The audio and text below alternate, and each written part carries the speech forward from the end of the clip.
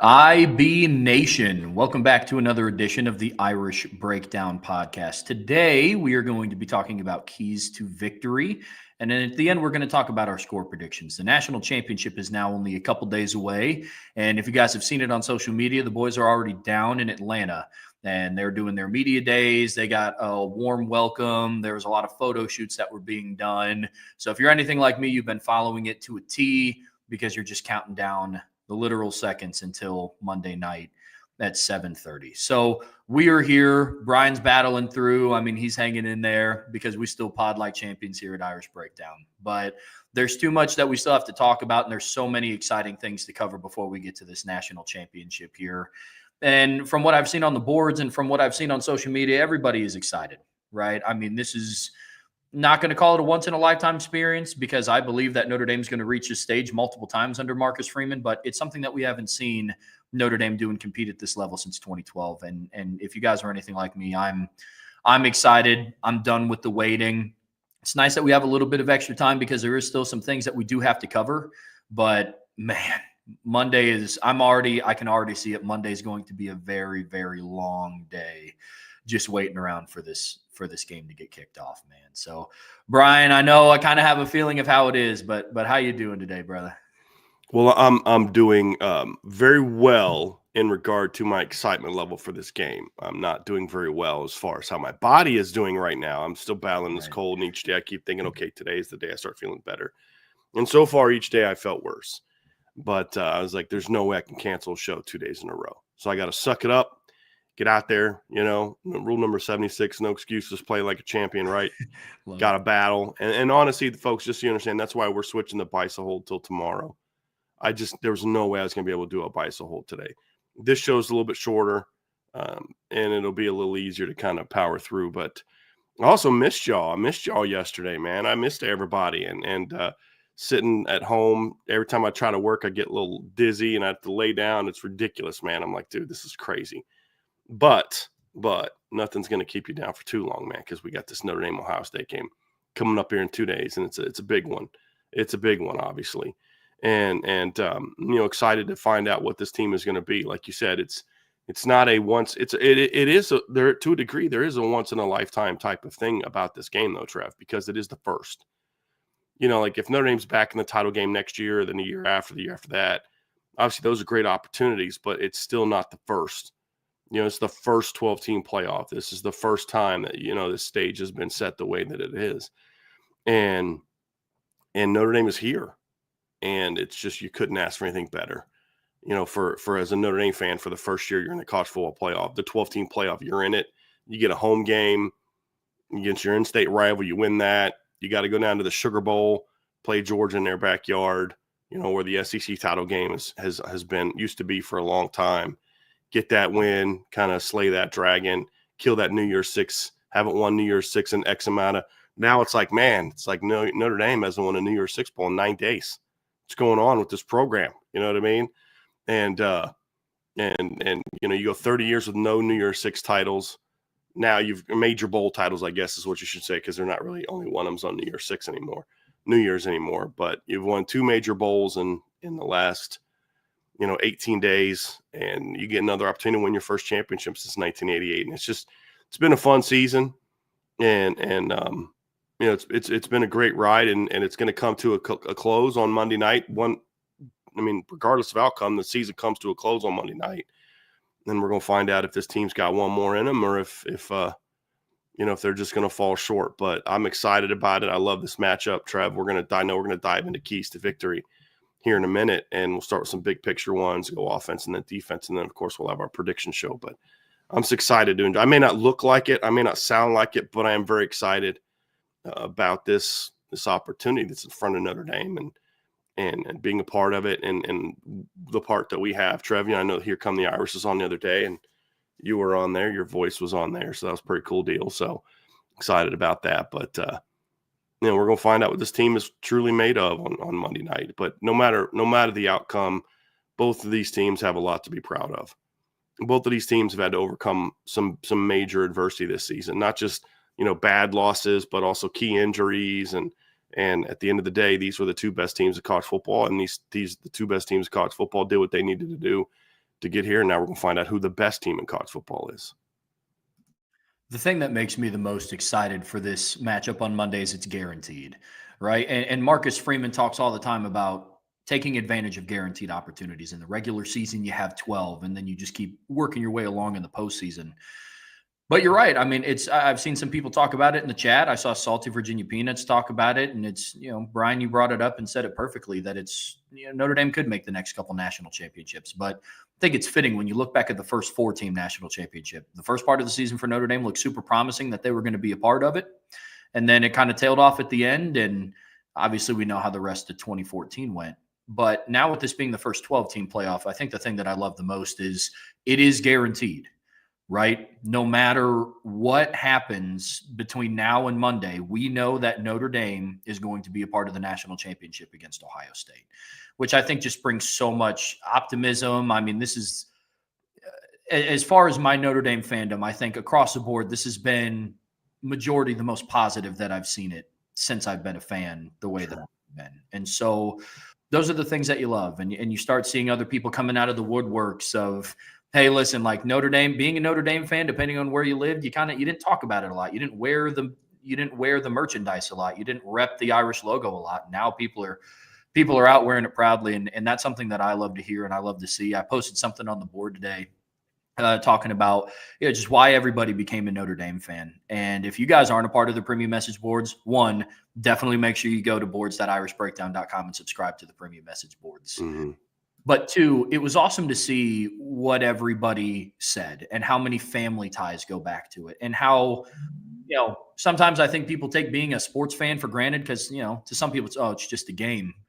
But it's so exciting to see, hey, like, my grandfather came over and did this, and my family did this, and we were a part of this. So definitely go check out that thread if you haven't seen it yet, because you hear some really, really cool stories on there. But all of that aside, Bryan, we got a game we got to preview, and we got some keys to victory that we have to talk about, right?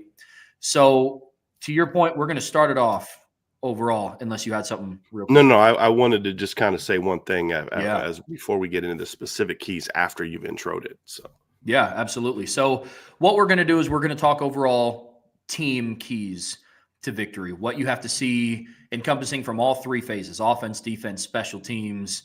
And that's where we're going to start with today's show, Bryan. So before we get to your first point, what do you got for us, man? Yeah, I think the big thing about this game, and this is something that I hope the Notre Dame team has told itself over this last week, is don't listen to the hype about this game, about how Notre Dame has to play out of their minds, how they have to play their best game possible. They better hope that Ohio State does this wrong, that they hope that Ohio State does that wrong. Look, it's a game where you have got to respect your opponent, but also respect yourself and know who you are. And one thing that I've said since the beginning of this matchup being announced is this is not a game where Notre Dame has to play outside of their minds. They don't have to play. It doesn't have to be this out-of-body experience where, wow, I didn't know I could play like that. It doesn't have to be this monumental, 0-2. Like I keep hearing, like, this is like 0-2 Miami, Ohio State all over again, except we're Ohio State. And I'm like, hold on a second. They're not Miami, right? I mean, this is a heck of a football team. But and Ohio State is a heck of a football team. Notre Dame's a heck of a football team. This is not some mismatch where you're just lucky to stay in the football game. You've just got to understand, be who you are. My concern, if I'm Marcus Freeman, if I'm Mike Denbrock, if I'm Al Golden, Mike Mickens, Joe Rudolph, it's, hey guys, you don't need to play out of your minds. You don't got to try to be something you're not. Play your game. Be yourself. Do what you do. If you play in this game the way you have all season when you've been at your best, you are the better football team, in my opinion. If you don't, there's some things about Ohio State that could expose you, that could get you beat, that could result in you not being able to win this football game. But play your game, be who you are, and you're going to get that W. That's what they need to tell themselves. It's right. And Marcus Freeman has done a great job all season of basically saying it's not about the opponent. It's about you. And that shouldn't change for this game. You got to be who you are. What are you going to do differently coverage-wise? I'm like, you're not going to do something different coverage-wise outside of just normal. You're prepping for a big game or you're prepping for an opponent that does A, B, C, and D. You've got to make sure that your game plan to handle A, B, C, and D. But you don't go into this like, oh, well, we're 14-1 and we got the number 3 pass defense in the country, but let's completely change our coverage structure. Because that's how you get beat. That's how you get yourself beat. And you're going to have to be who you are. And if that's good enough to win, then that's good enough to win. If it's not, because like if you do something that you're not, you're guaranteeing that you're going to lose this football game. Right. And this notion that Notre Dame just comes out and plays like 99% man coverage and cover 1, cover 0. That's never been who Notre Dame has been. And that's why Notre Dame safeties have combined for like 9 interceptions this season. Right. So you got to be who you are. Play your game. That's the key. And if you're Ohio State, you're telling them the same exact thing on their side. But like the difference is this is the first time I've seen a Notre Dame fan on this stage, really since Lou Holtz's coach, where you felt like they don't have to play out of their minds to win this football game. This is not 05 Notre Dame against 05 USC. Right. That's not what this game is. It's got to play their game. And that's what a lot of these keys to victory will be about. It's not about, boy, you better hope you do this, you do that. It's about, man, just play your game. Notre Dame, play your game. Be who you are. Do what got you here. The stakes are at an all-time high, right? But the manner and how they conduct themselves in mental and physical preparation is the same. You lose, you're done. And they've been having that mentality since they lost to Northern Illinois at home on September 7th. And I think that's one of the things that helped propel them through the postseason, right? Now you have a great challenge in front of you to play and compete and beat a very talented Ohio State football team that has probably been the hottest team in the postseason, right? I don't really know there's any debating that, but no, I'm with you, man. Notre Dame doesn't have to play this angels in the outfield type game to even have a shot at winning. You know what I mean? So what we're going to do today, guys, is we're going to dive into what those keys are. Bryan, get us started, man. Keys to a team victory. What do you need to see, point number 1, from this football team in the national championship? A big key in this game, Trevor, is going to be winning the first quarter. And there's a lot of different ways you can win the first quarter. It doesn't even mean you've got to score more points than Ohio State. It just means when the first quarter is over, it's either got to be a tied ball game, you have a lead, or it's 7-3, 3-0, something like that. When you look at what Ohio State has done this year in games where they've really impressed kind of dominated their opponents, you look at the first 2 playoff games, they dominate the first quarter. I mean, absolutely dominate the first quarter. And that's when this team is really dangerous, is when they dominate the first quarter. I mean, you saw that against Tennessee. Trev, that game was over by the end of the first quarter. I mean, it was over by the end of the first quarter. It's 21-0 at the end of the first quarter. The ball game was over. It was 14-0 at the end of the first quarter against Oregon, and you're just like, they scored on 3 of their first possessions, and you're just like, if Oregon doesn't do something here real quick, this game's going to be over.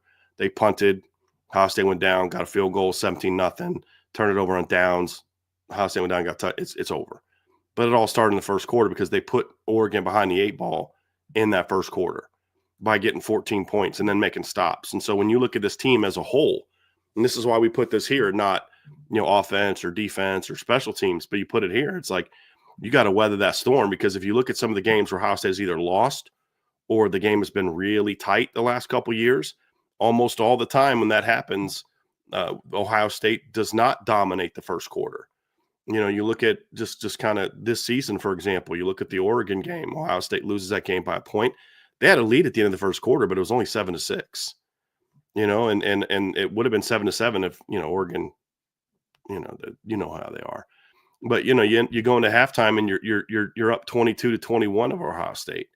Now they're a good third quarter team, but so is Notre Dame. You got to weather that early storm. I mean, you look at the Michigan game, Ohio State only had a 3-0 lead at the end of the first quarter, and then Michigan comes down, takes and Michigan was driving, Ohio State was driving in that, or Michigan was driving like early. They weren't getting points, but you could see like, hey, look, this team is battling. They're playing hard. Ohio State got their drive, and then you had some fortunate turnovers. You're not going to win. You don't need to do that. You got a 2-yard drive. You got to score. I mean, Michigan caught some breaks in that game, but you could see early on that they were there to go toe to toe with Michigan. You look at the Michigan game last year, Trev, and a game that Ohio State lost 30-24. It was 7-3 Michigan at the end of the first quarter. It's 14-10 Michigan at the end of the first half. You look at the game last year against Missouri. Yeah, Missouri was down in the end of the first quarter, down at halftime, but it was only 3-0. They held that offense in check. And you look at the Penn State game this year. Now, again, that's a game that Ohio State won, but it's not a game that they ran that team off the field. It actually, Penn State jumps out to a 10-0 lead. It's 10-7 at the end of the game. And then that's why Penn State had multiple opportunities to tie that ball game up, just couldn't get it done. Have the interception in the end zone, turnover on downs inside the 5. Nebraska game, Ohio State scores first. You get a big post route touchdown by Carnell Tate. But that you get Nebraska gets a field goal at 7-3. Ohio State goes down and gets a touchdown. Nebraska answers the field goal. Yeah, they're down at halftime, but it's 14-6. You're in striking distance. And that's going to be a big key for this team is all phases of the game. You got to come out of the gate hot. And as we talked about earlier in the week, this is a Notre Dame team, Trev, that you're facing a team that has scored, 42 points in the first quarter of their 3 games.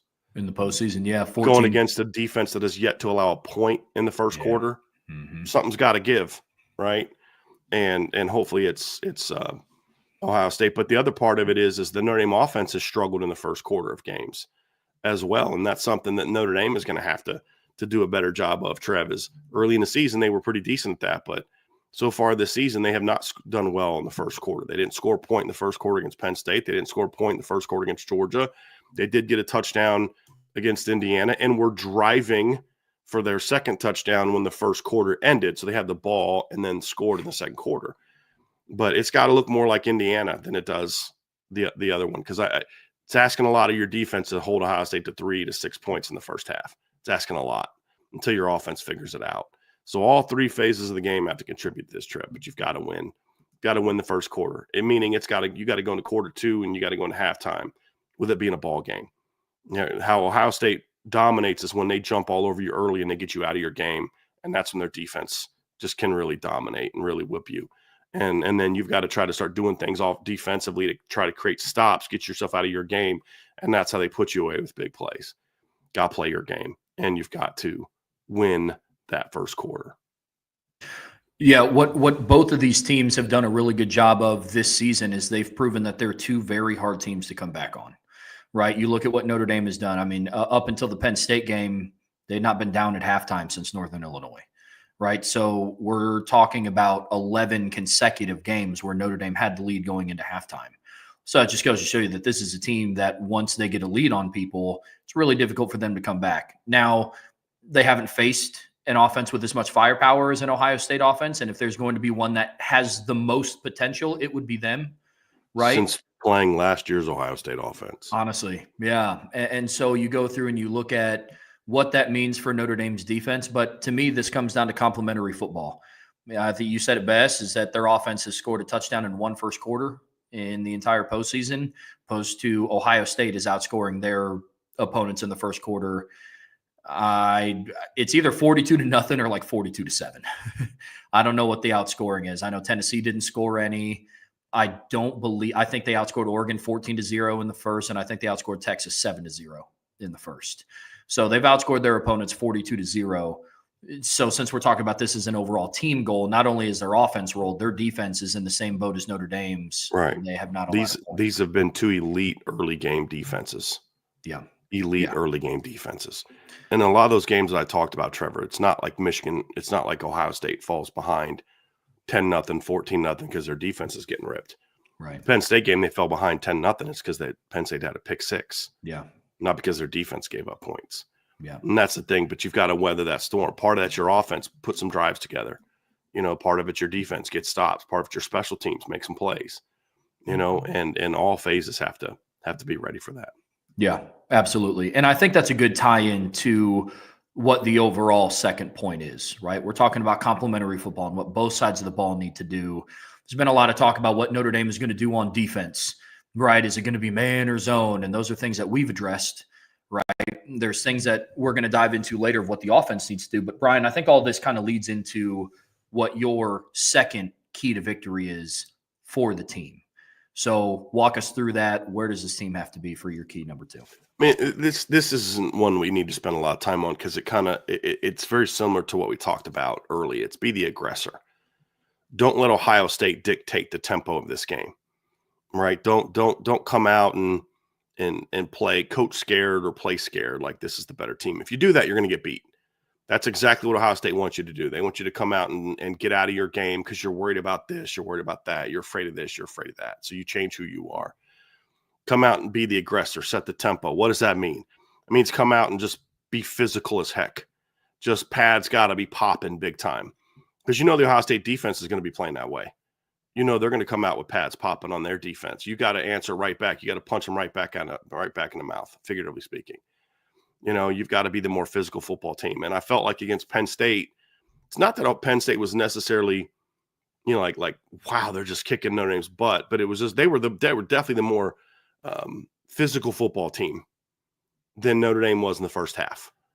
Well, what changed the game a little bit? Second half, they completely flipped the script on that. They came out second half and ran it all over Penn State. They had 101 rushing yards. Like you look, this is where we say sometimes, stats can be a little bit misleading. So when you look at an end of the game stat, I think they finished 117 yards rushing against Penn State. Yeah. Not a very good performance. 101 of those came in the last 2 quarters. And it was a lot about physicality. Penn State ran for 141 yards against Notre Dame in the first half. They went for more yards than Notre Dame's given up all season on the ground in the first half. What happened in the third quarter? They went for -3. And a lot of that just came down because Notre Dame just came out flying around, hitting, popping, being the aggressor, going right at Penn State's defense, being willing to take some shots down the field, defensively crashing your linebackers, just getting back to who you are. And they set the tempo in that game, and that's going to be a big part of it. You've got to be the aggressor. You've got to set the tone. Don't let Ohio State dictate how this game gets played. When they do that, they're hard to beat. Defense comes flying around like they did out the gate, like they did against Georgia. Yeah, I mean, I think that's what kind of calmed the nerves of a lot of people when they watched the defense fly around against Georgia. At least it did for me, right? I mean, Georgia had 3 consecutive negative plays until back-to-back running into the kicker penalties, right? And so defense has to come out looking like that, right? Offense, I mean, we all know what the first key is going to be once we get to the offensive side of the ball, but it has to be all of that and more. You know what I mean? So absolutely. Be the aggressor, offense, defense, special teams, even. I mean, not saying open up the game if you receive the opening kickoff with a reverse for, nothing that way. But I mean, if it's there, sure, but that's not what we're talking. We're not talking about gimmicky stuff. Right. This is who Notre Dame has been. Because Trev, when Notre Dame comes out playing passively, we saw that in September. And people say, what is the biggest changes that Marcus Freeman has made? That right there. Yeah. He stopped allowing the other team to dictate the terms of the battle, so to speak. I think of the comments he made before Northern Illinois and how pissed we were about those. And then he came out and did the same thing against Miami of Ohio 2 weeks later. They force you to be Miami of Ohio should not force you to do anything. But I think that mindset has changed really coming out. And really started against Louisville, but especially coming out of the break, this was a far more aggressive football team in all phases.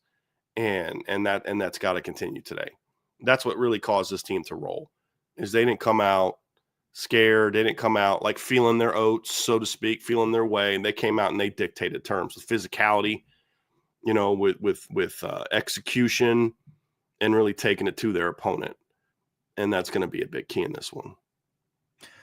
The final key that we had down, Bryan, and this one's pretty self-explanatory, right, as well, but it's win the turnover battle.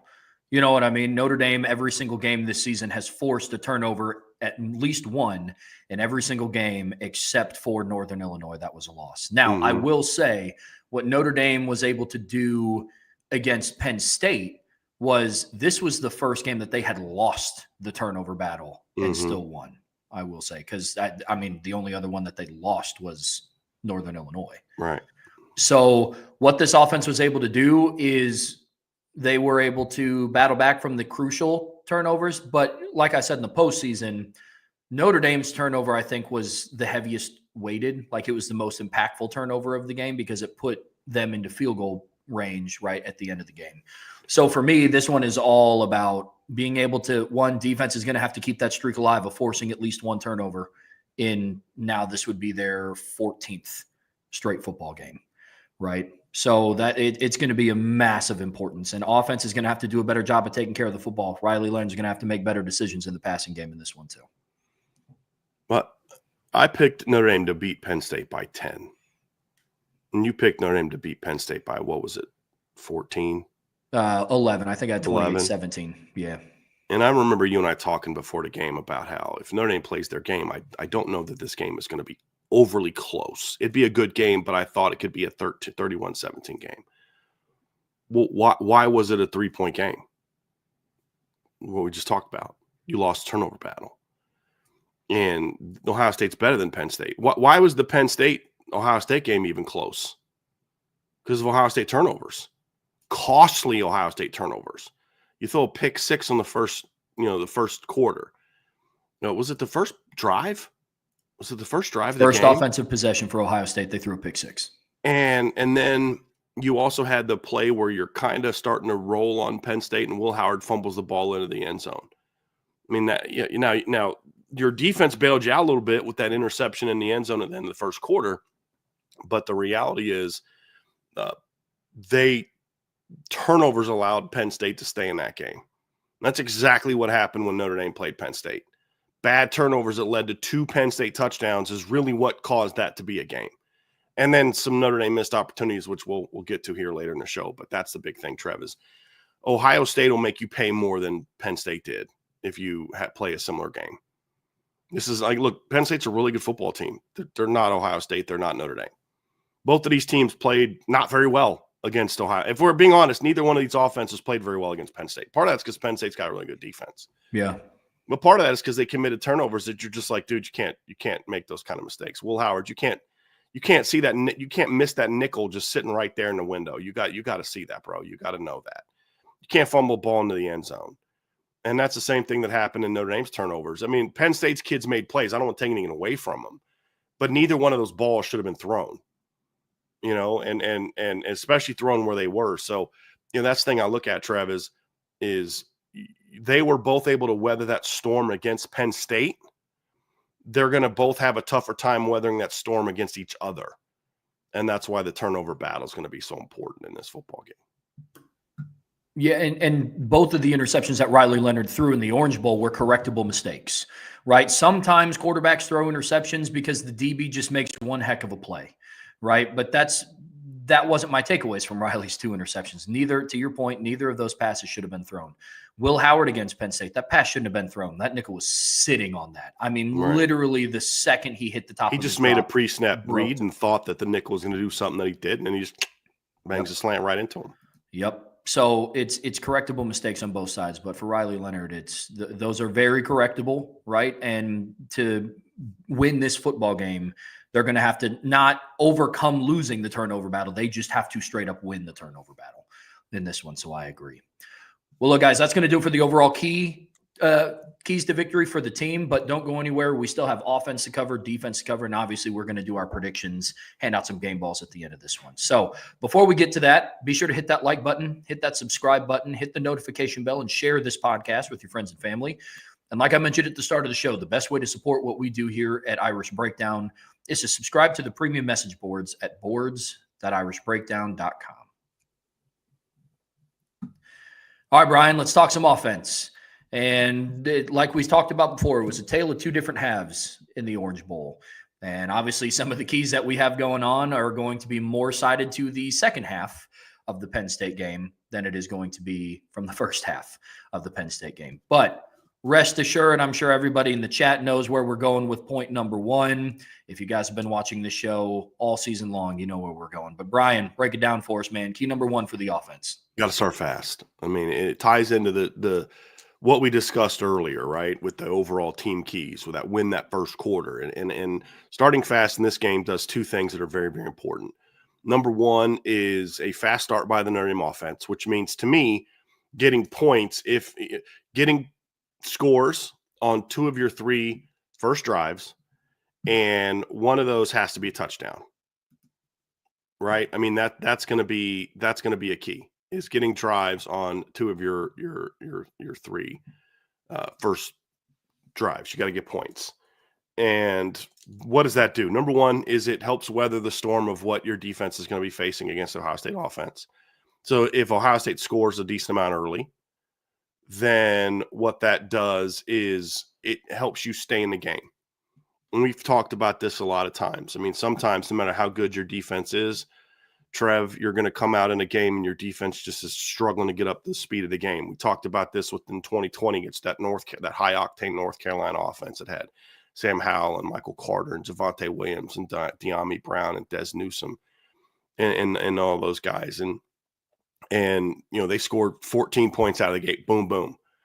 And that came after Notre Dame started the game off with a punt on their first drive. But Notre Dame answered each score with a score. So they got two of their first three possessions, they got touchdowns. And then eventually your defense figures it out.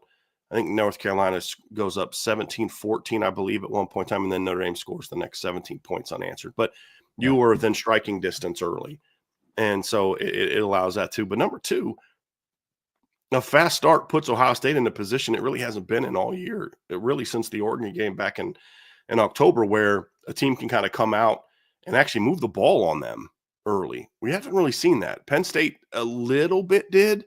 They actually had a couple decent drives early, got a field goal on their second possession, first possession, they got a field goal.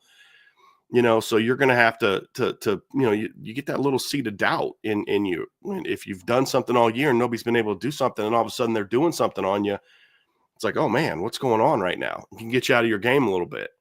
And so I think those are the two big reasons why starting fast is early, on top of like the normal things, like it allows your players to get into a nice rhythm and all that kind of stuff. I think big picture, those are two huge things. So if your defense is struggling, you help keep them in the game. If your defense can come out and make some stops early, then that helps you to start putting some seeds of doubt into the minds of your opponent that, hey, listen, like this team came here to play, and it can get you out of your game a little bit. So, not that Ohio State's going to panic, because number one, Ohio State's been down before this season. Number two, they know they can score quick if they need to, right? They've got some weapons. But if you put them into situations where they feel they have to score, that can also lead to some mistakes and lead to some turnovers, and that's how you put a team away. So I think a fast start in this game is incredibly important for all phases of the game, but especially for the Notre Dame offense. To take it one step further as well, I mean, in order to have a fast start, Notre Dame is going to have to do things that eliminate moving yourself backwards on the first couple of drives, right? That is my 2 cents is don't do anything that moves you backwards, because we've talked about how much of a rhythm-based offense that they are. Start out hot in the first couple plays, and then before you know it, after a procedural penalty, after a holding call, they're staring down the barrel at 1st and 20 or 2nd and 15, and those are just absolute drive killers. And so for me, that's huge. Can't do anything to move yourself backwards, not taking any bad sacks, no turnovers on the first drive, basically anything that nullifies starting Don't fast. false start coming out of a drive, delay games. Right. Yeah, it worked out against Penn State, but again, this isn't Penn State. And the only other thing that I'll add, once they start fast, and if they are able to start fast, stay fast. Start fast and stay fast, because earlier in the season, Notre Dame would score most of the time on their first possession. It was what happened afterwards. Right. After their first possession, it was, oh, cool, guys, we got a 7-0 lead and our defense is great. This isn't the team. This isn't the stage. This isn't the game to do that. And so if you're able to start fast, continue fast. Yeah, so, like I said, you need scores on at least two of your first three possessions, and one of them's got to be a touchdown. At least one of them's got to be a touchdown. If both are, great. Yeah, great. I mean, what you can't have is like you get 3 early scores and they're all field goals, and kind of like that Texas-Georgia game, right? Like, I mean, Texas completely outplayed Georgia in the first half of that game in the SEC championship. Completely outplayed them. But they kept selling for field goals. And so, you come out in the second half and Georgia's got their backup quarterback in the game, and they start kind of moving the ball a little bit. It only took them 1 score to take a lead. You got to get touchdowns. Got to get touchdowns. Yeah. Absolutely. Bryan, keeping the needle moving here. What is point number 2 for you in keys to victory for the offense? The O-line has played a high level. I mean, that's about as big of a no-brainer and an obvious as anything. I don't know that you're going to beat Ohio State, if your offensive line plays like it has at times in this postseason. I'm thinking second half against Indiana. I'm kind of thinking a chunk of the Georgia game, first half against Penn State. You've got to be at your best. You've got to come out and you've got to set the tone of this football game. You've got to come out, be physical. You've got to try to drive off the line. You've got to get a body on a body. You got to play disciplined football and thrive. I mean, look, we talked on the board last night. What I had been hearing is that Jagasol is going to start at left tackle and Rocco is going to start at right guard, and that Rocco might actually be in a better place than he was going into the Georgia and Penn State game, just, because of the way the injury, his body's starting to heal a little bit. And we'll see if that's true or not. But like now, all of a sudden, you just went from averaging about 306 pounds to almost 313 pounds. You went from having a 294-pound left tackle to a 328-pound left tackle. You should be able to kind of start leaning on Ohio State a little bit like you did last year, where Notre Dame was a much bigger offensive line last year than it was this year. The inside was basically the same. But last year you had a couple 320-pounders at tackle. This year you got a couple 290-pounders at tackle. And so you're going to have one 290-pounder at right tackle, but, you're going to have a big guy at left tackle. But you've got to come out and set the tone. We're going to know early, in my opinion. Like, we're going to know by the end of the first quarter what's going to happen in this game. We're going to have a pretty good idea if Notre Dame's got a shot to win this game by the end of the first quarter. And a big part of it is the offensive line is playing hard. And it may not even result in a lot of yards early, Trev, but you're going to be like, look, they're going to push. Like, they're just got to finish off a couple. Like, boy, if he just would have held that guy for a split second longer. And that was what was true about Penn State. And I'll talk more about that and sort of some plays here or key here, number 4. But you've got to come out and be physical. You've got to come out, get a body on a body. I love the potential of the offensive line that they're putting on the field with Jagasol left tackle. I mean, the reality is you just put your most physically gifted offensive lineman is now back in the lineup, right? And he's got his feet wet a little bit against Penn State. Now, it was at right guard, but he got his feet wet at Penn State. That was big. And now you hope he can build on that performance, but clean up some of the mistakes we saw him make against Penn State. Like, what's funny is the most punishing block he made in this game, he did completely the wrong thing, and it was a 4-yard loss. They were running a play to the right. Jagasol pulls and kicks to the left, just wipes out the linebacker, just wipes him out. And you're like, man, what a block. Too bad you did the wrong thing. You can't left tackle, those run throughs, those big mistakes can result in your quarterback getting hit from behind and he doesn't see it coming. And all of a sudden the other team's got the football. So you've got to come out and set the tone early. But with this line, it's a new look line to a degree. But the question now is, if Rocco's good to go, you're really only new at one spot. The concern is if you got Tosh at left tackle and Charles at right guard, yeah, that's what you did in the second half against Penn State, but this is still really only the first full game they've played together. So you worry about communication, you worry about, timing and all that. Now, if Rocco is good to go, which we think he will be, and he can actually play to the level we expected of him before the injury against Indiana, which is still a question mark to me. I need to see it. I know what I'm being told, but I need to see it. I need to see him coming off the line and he's able to drive off that foot. But if he is, then all of a sudden you've got 4 guys that have been together since September. Since the beginning of October, right? I mean, that's what you're going to see. No, I'm sorry. Middle of October. This line had been together since the Navy game when Billy came back against Navy. And if you then throw Jagasol in there and he can play the way that we expect him to play and the way he played in the bowl game last year, then that's where you hope you have a chance to really go run the football. But it's not just that, too. You've got to also protect Riley Leonard. There are some opportunities to be had in the pass game. And I'll dive more into those here in a little bit, Trev. But at the end of the day, I know Denbrock's going to have some stuff designed up in the pass game. There's going to be some stuff schemed up in the pass game. But can you protect your quarterback, especially on third down, well enough to be able to execute those things in the pass game? They haven't always done that. Didn't do that very well against Indiana. Didn't do that very well at times against Penn State, especially in the first half. Second half, they gave Riley Leonard a little bit more time, and he ripped Penn State up with some big-time plays. You've got to be able to do the same in this game. Established line of scrimmage is so important. Running the football, protecting the quarterback. Your O-line, you. And if you're going to win a championship, you've got to look like O-line you. And I honestly thought about putting this number 1, but I was like, nah, We're not gonna go outside of what we normally do, right? We're gonna play our game, so to speak. Love that. We're gonna play our game too.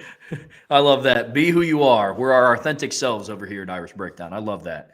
No, I love that, man. And you know what? You could make the argument that outside of Pat Coogan at center, this is what the starting offensive line should have been coming into week one anyways. You know what I mean? Like we're kind of getting that preview of what this was supposed to look like on August 31st. Yep. And so that's what gives you a little bit more hope for this game, And with that being said, look, nothing but respect for Tosh Baker and what he did and stepped in against Penn State. Nothing but respect for Anthony Knapp for the way that he battled throughout the season and how good he ended up being in the run game, right? Nothing but respect for Sam Pendleton, who was asked as a redshirt freshman to come in and start next to a true freshman. Mm-hmm. But at the end of the day, when the stakes are at its highest, all chips are on the board, you need your best 5 starting offensive linemen out there. And I believe that that's what they have right now with this lineup that's going out there. And so they're going to have to play well in both phases because a lack of push in the run game, really outside of the second drive again. Well, Jeremiah Love's 98-yard touchdown run, the second scoring drive of that game. And for most of the second half against Penn State, the offensive line hasn't been able to generate that big of a push. Right. And so that final drive against Georgia. Yeah. Those are the only periods we've seen them really. Mm-hmm. And but here's the thing to point to is the end of that second drive against Georgia or against Indiana when they scored to make it 14-0 and they're about to blow this game open. That's when Rocco got hurt. Mm-hmm. He got hurt a play before the touchdown. Yeah. And he tried to battle through it. And then they yanked him at halftime, understandably, because he just couldn't move. And that's when the offensive line really got out of its funk. And he hasn't been the same player since, and the offensive line has struggled a little bit. When they took him out and put Jagasaw in, now all of a sudden the offensive line looked good again because you had some beef up there, you had some fresh legs up there, and you started being able to move and push Penn State around. And then you saw it in the first 3 carries of the game, Trev. I mean, it went, 6, 9, and 9. Yep. Like, all right, okay, they're back. Yeah. They're back. And they're going to have to continue that. It's a lot of the story is, can you continue to build off of and maintain the momentum that you had in the second half of the Penn State game? So that it's going to be a common theme, at least for me, from my talking points that I have about this one, Brian. I'm willing to say that I'm sure you'll be in the same boat too, right? But moving this train along here, Brian, key number 3 for the offense. What do you got for us? Well, I mean, I think a big thing now, Trev, is you've got to have some early down success. And this is not a team that you want to – Notre Dame is not a team where ideally you're playing a lot of third and long situations. And you talked about earlier, you had made a point about how Notre Dame would come out early in a game and get those early drives going. And when they're on script, it's like boom, boom, boom, boom, boom. They go right down and get points. When they didn't do that and when they would struggle early in games, especially when they get off script, is they'd find themselves in a lot of third and longs. You'd have a couple runs, one gets stuffed behind the line because somebody didn't execute correctly or somebody missed a block or, Riley gets sacked or Riley misses a read and guy drops the ball. I mean, we haven't seen drops be an issue here recently, but hopefully that kind of continues. But, you've got to be able to come out and have early down success. Because I look, it's a championship game. I have a feeling that anytime you get close to midfield, I don't care, first quarter, second quarter, third quarter, fourth quarter, you get into some 4th and 1s. We saw it last year against Ohio State. Marcus Freeman said, look, we're going to go for it on 4th and 1. And they did that twice and failed both times. And I made a comment then. I said, if Riley Leonard is Notre Dame's quarterback last year, they win that football game because they may stop him once. They're not stopping him twice on 4th down. And so getting into those situations where it is 3rd and 1 or 4th and 1 is important, but you get there by getting into really having a lot of success on 1st and 2nd down. And the other part of that too, Trev, is when you get into those situations is you get into a 2nd and 1, you get into a 3rd and 1, and you're a team that's willing to go for it on 4th down. And some of those 2nd and 1, 3rd and 1 opportunities, that's when you can take some shots, knowing that, hey, we're good to go here because we're in 4-down territory with the way that we are. So I think having early down success is huge. If you get into a situation then where you've got to play a lot of 2nd and 10s and 3rd and 8s and 9s, this is not a defense you want to do that against because this is not a defense you're going to have a lot of success against. Notre Dame ripped Penn State up on third down. They converted a couple 3rd and longs. I mean, you think of the 3rd and 9 back shoulder to Jaden Greathouse. You think of the 3rd and 6 conversion. But a lot of those were 3rd and 1, 3rd and 2, 3rd and 3, where you're able to kind of move the chains effectively. And that's going to be a big key here as well. Yeah, to me, this just comes down to execution, right? For all the reasons that you just listed off. Why are you getting false starts? That's an execution thing. Can't be dropping footballs. Riley can't be making the wrong reads.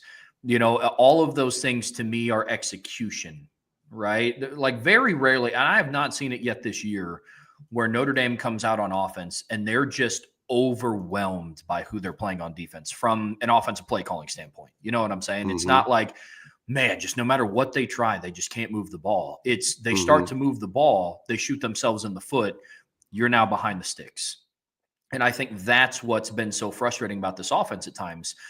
And that's what's different, right? Because we've talked about it all week long in preparation for this game. This is the first time in my Notre Dame fandom that I've been able to sit down and say, hey, Notre Dame can match up with this team from a coordinator standpoint, from an athleticism standpoint, from a personnel standpoint. And that's been the case all season long. And most situations, we take away that Notre Dame is just better. We said Notre Dame was better than Georgia. We said Notre Dame was better than Penn State from a personnel standpoint. Now it's just don't go out and do the things that put you behind the sticks. Don't go out and have those lapses in execution, because Ohio State is a really good team at capitalizing on other people's mistakes. A really good team. And Penn State was too. I mean, there's a reason Notre Dame went down 10-3 at halftime. You know what I mean? Like there's a reason why Penn State battled back and they hit a couple of plays where, Drake Bowen let a tight end go. That's an execution mistake, right? But offensive specific, go out and just execute on the first drive, right? And that's my whole thing. So it's going to be huge. I'll say this. I think part of why both of these teams are here is because they're really good at making teams pay for mistakes. I mean, I think that's true of both of these teams. And that's why we talk about the turnover battle being so important. Well, why is the turnover battle important? Like, okay, everybody says it, but why? Why does it matter? And my whole point is, well, it depends on how good you are as a football team. If you're a good football team and people make mistakes, you're going to make them pay for it. I've pointed this out about a team that I coached, Trev, where I was on a team in Muhlenberg College, and we were a heck of a team that year. Made our first ever playoff appearance, first time in school history, winning 10 games. And I've talked about how we averaged 40 points a game, but we only averaged about 350 yards a game. Like 350 yards should have you barely scoring 30 points a game. Sure. The reason why is because we had a ton of short fields, but when we got short fields, man, special teams, we were scoring. I mean, we were going to score. And that's what great teams do. And that's what Ohio State has done a great job of this year, is when other teams make mistakes, they make you pay for it. And what Notre Dame has done all year is to make people pay, is to go at it and make people pay for it. And so Notre Dame can't put themselves behind, as you mentioned, because Ohio State will make you pay for it. And the same is true if we're doing a breakdown of the Ohio State offenses. Like you can't get into a lot of 3rd and 9s where Notre Dame, they know you're going to throw and everybody knows you're going to throw. That's when Notre Dame really hurts people. So it's going to be a big key. Yeah, absolutely. Absolutely. So for your fourth point for offensive keys to victory, it's a common theme that we've talked about all week, Bryan, but fourth key for you, what does this offense need to do to walk away and bring home a national championship? You got to take advantage of the big play opportunities that are there. Trev, did you ever finally get around to watching that video breakdown that I did on the board the other day of the first quarter of the game? Is the Penn State game? The Penn State game. Yes. And I pointed out 5 or 6 plays where you're like, oh my gosh, stuff was there. Like, and I'm not talking about, oh man, if you hand that ball off right there, it's an 8-yard gain. I'm talking about, like, if you make that block right there on the outside zone with Aeneas running the ball, he might house it. If Riley attacks properly and gets that pitch off against Abdul Carter, Jadarian Price is scoring from where they weren't even in midfield yet. They were in their own territory. He scores there. It's 2 Notre Dame blockers and 2 Penn State DBs. And as we've seen this year, you get Jadarian Price in space in that situation, it's a touchdown. The first drive where he throws the interception, 2 plays before that is when he's got Jaden Harrison wide open. If he catches the ball, it's 1st and 10 inside Penn State territory. If he makes one guy miss, it's a house call. The very next play was the speed option where if Riley's able to get that pitch off, Jadarian's scoring. There were 4 or 5 plays in the first half that you're like, if you execute that, not even, wow, if you could just have, if everyone could have done the perfect job, that's like every play call. If everybody, and I'm just simply saying, dude, just get the ball out, and that's a touchdown.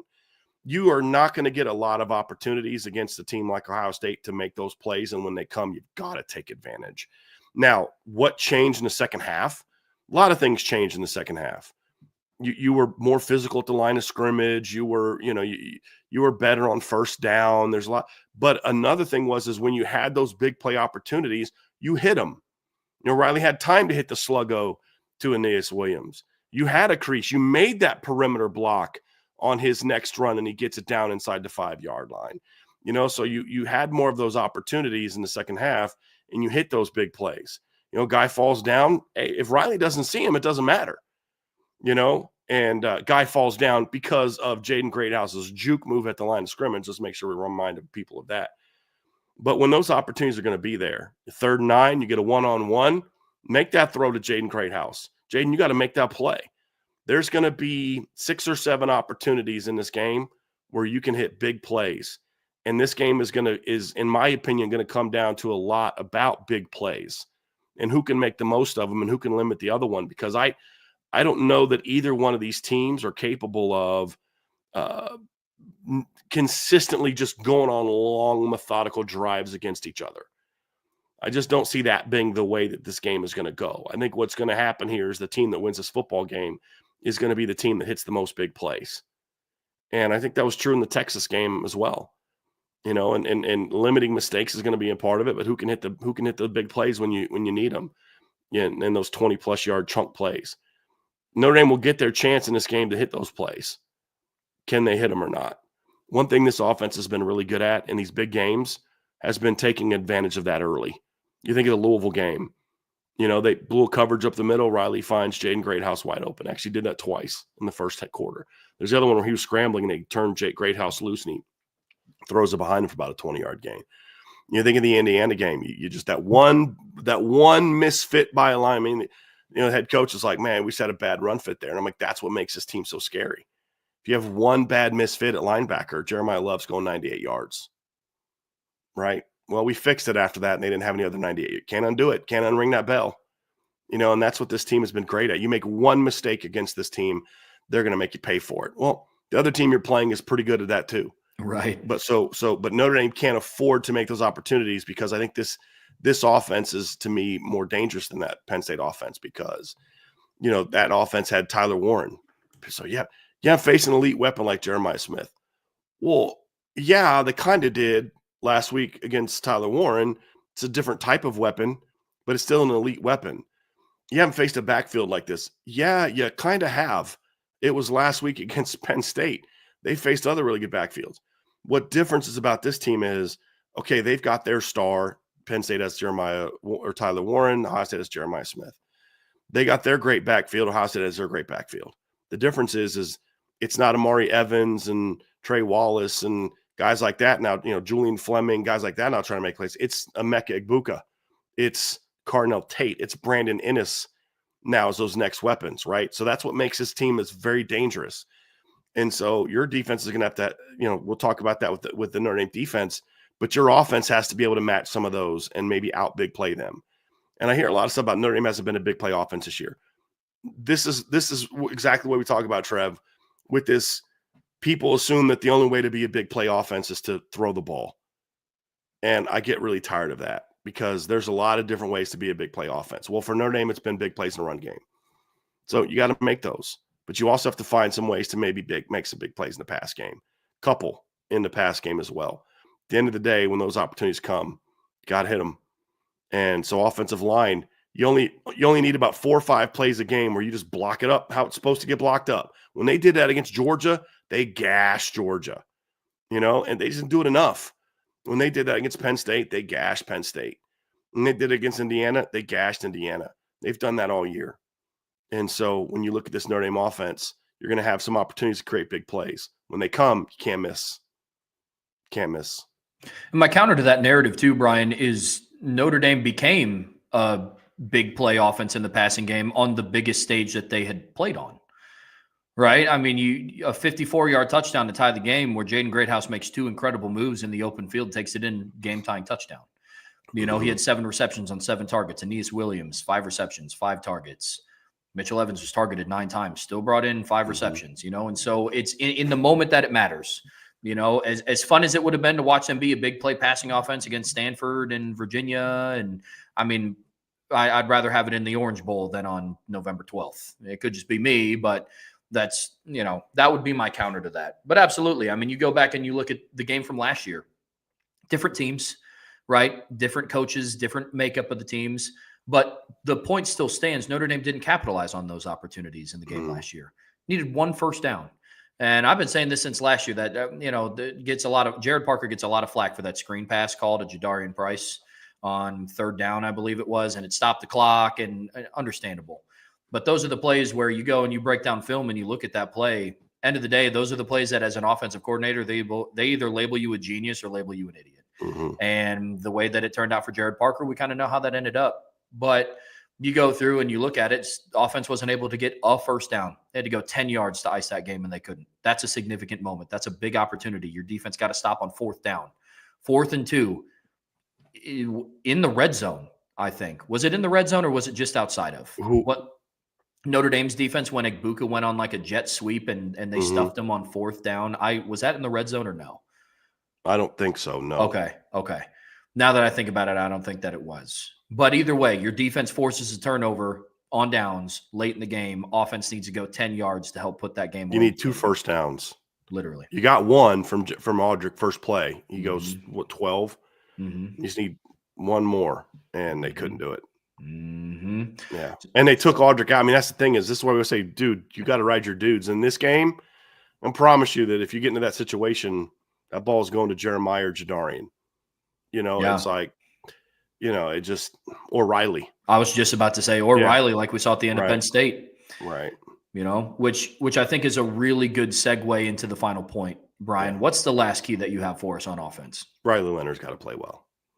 I mean, look, we've said it a lot, Trev. We'll say it again. One more time. This is why you brought him here.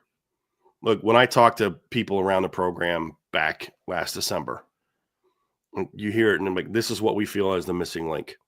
Like, we love our quarterback room, but they're a year away, you know? And I mean, I was even told back then, we're hoping this is our last trip to the portal.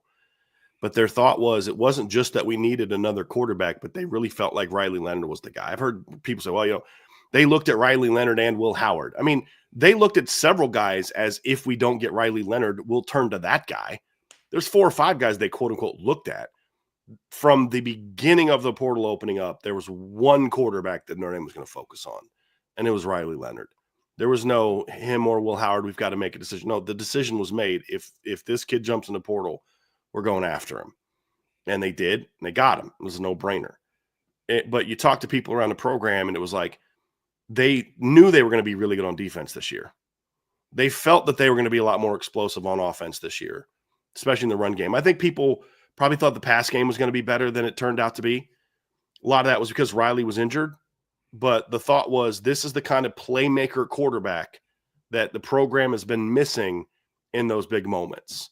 You know, this coaching staff looks back at the second half against Clemson where you get 6 straight possessions where it's a 1-score game and you need to get points and you fail every time.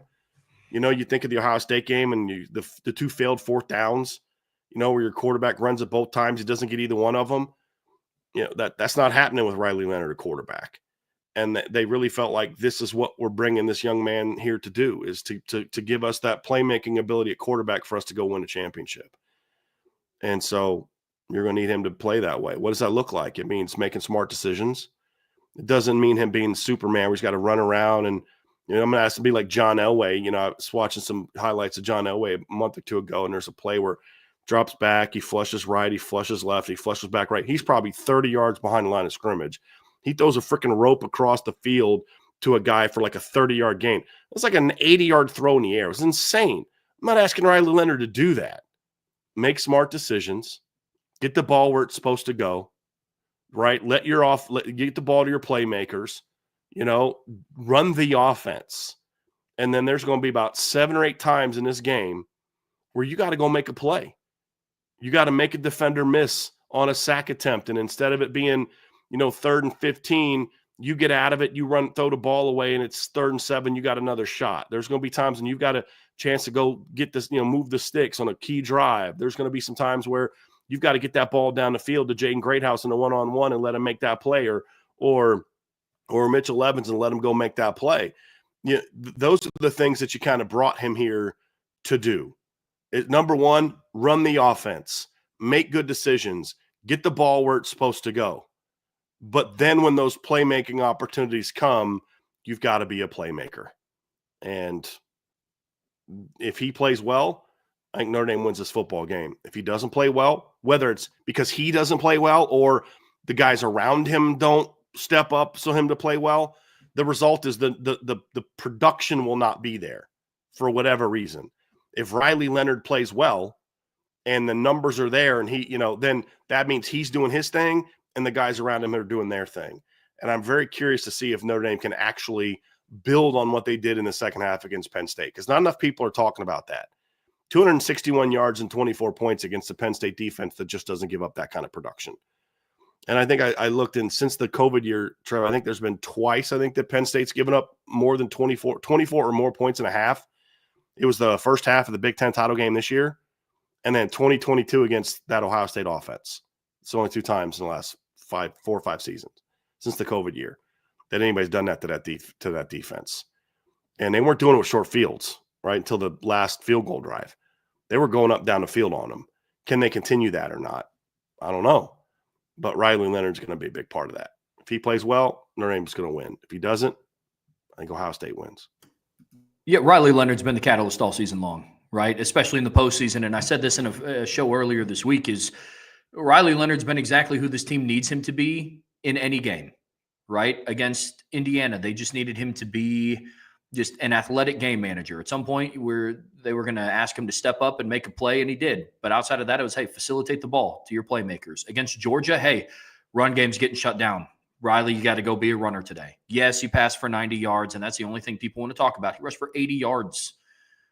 80. And then you go against Penn State. Hey, Riley, they're keying on you as a runner. Still go out and make plays, but we need you to push the ball down the field, and he did. Riley Leonard doesn't have to go be John Elway. He doesn't have to go be Johnny Manziel. He doesn't have to go be Lamar Jackson. Riley Leonard has to go be Riley Leonard. And if he's able to do that at the highest of his ability and he's the best version of himself, I really like Notre Dame's chances in this game, right? But in order for that to happen, I'm not even going to say it's a big if. We watch him do it for 3 straight postseason games. He does exactly what he needs to. My ask is, don't give me a heart attack and throw 2 interceptions, right? And don't put yourself in that spot. But at the end of the day, Riley is who he is, and who he is right now is 3-0 in the postseason. So that's good enough for me. So he just has to go be the best version of himself. So I agree 100%. All right, guys, that's going to do it for the offensive keys to victory. But don't go anywhere. We still have defense to cover, and we obviously still have the predictions and game balls to hand out. But before we get there, be sure to hit that like button, hit that subscribe button, hit that notification bell, and share this podcast with anybody that you know loves college football and Notre Dame as much as you do. And, of course, the best way to support what we do here at Irish Breakdown is subscribe to the premium message boards. We have a ton of great conversation going on. We have film breakdowns over there. We have some really great conversations going on with some really great people. So you can find that all at boards.irishbreakdown.com. All right, Bryan, the last facet of the game that we're going to talk about here is going to be keys for the defense, which this has been the matchup that everybody's talking about, that high-powered Ohio State receiving core and the big play Ohio State offense versus a really stingy, very selfish, and I say that as a compliment, a very stingy, very selfish Notre Dame defense. So, Bryan, getting things kicked off here for us, key number 1, what does Notre Dame's defense have to do to win this football game? Well, according to the national media, pray a lot, but no, I'm just kidding. Shut down the run game. I mean, look, we've talked about this before, Trev. Ohio State is going to get someone in the pass game. They're going to hit some plays in the pass game. When they become really incredibly hard to stop is when there's balance there. When they're able to kind of gash you with the run and and rip off. It's like they're hitting you with the pass game, and all of a sudden 8-yard run, 12-yard run, 15-yard run. And they're just gashing you at the pass game. And the first two keys are going to kind of go together, but the first one is simple. It's make them one-dimensional. You're going to have a much better shot at stopping their passing game if you're dominating their run game with your box. That means a great performance from the D-line. That means a great performance from the linebackers, that are defending the run. Tackling well is a big key. We're going to talk about that in multiple points in this game, but that's going to be key. Gap discipline is going to be huge. They had some gap integrity issues against Penn State that caused some of those stretch cutbacks. You're going to have to be really disciplined with how you attack them. Those are all going to be keys to this game. You've got to be able to shut down the run. When you look at Ohio State this year, Trev, when their offense has struggled, well, actually, don't even have to just look at this year. A lot of different years, when their offense struggles, a lot of times it's because their run game doesn't do a whole lot. They struggled running the ball consistently against Oregon. They ran for 141 yards, 4.3 per carry. And that includes your running back getting shut down on a 4th and 1. When you look at the Penn State game, they ran for 176 yards. That number got really boosted by that final game-winning drive where they had over 50 rushing yards. But prior to that, they hadn't ran the ball all that well, which is why the game was close. Now, their run game stepped up late and helped them put that game away. But, Indiana, the offense didn't perform very well. They had 115 rushing yards. Michigan, the offense didn't perform very well. You had 77 rushing yards. I've heard people say the reason you didn't run the ball very well against Texas is because of the penalties. I don't know what penalties have to do with the fact that you only averaged 3.4 yards per carry and ran for 81 yards. I mean, look, yeah, okay, the volume number may be impacted by the penalties because you found yourself in more passing situations.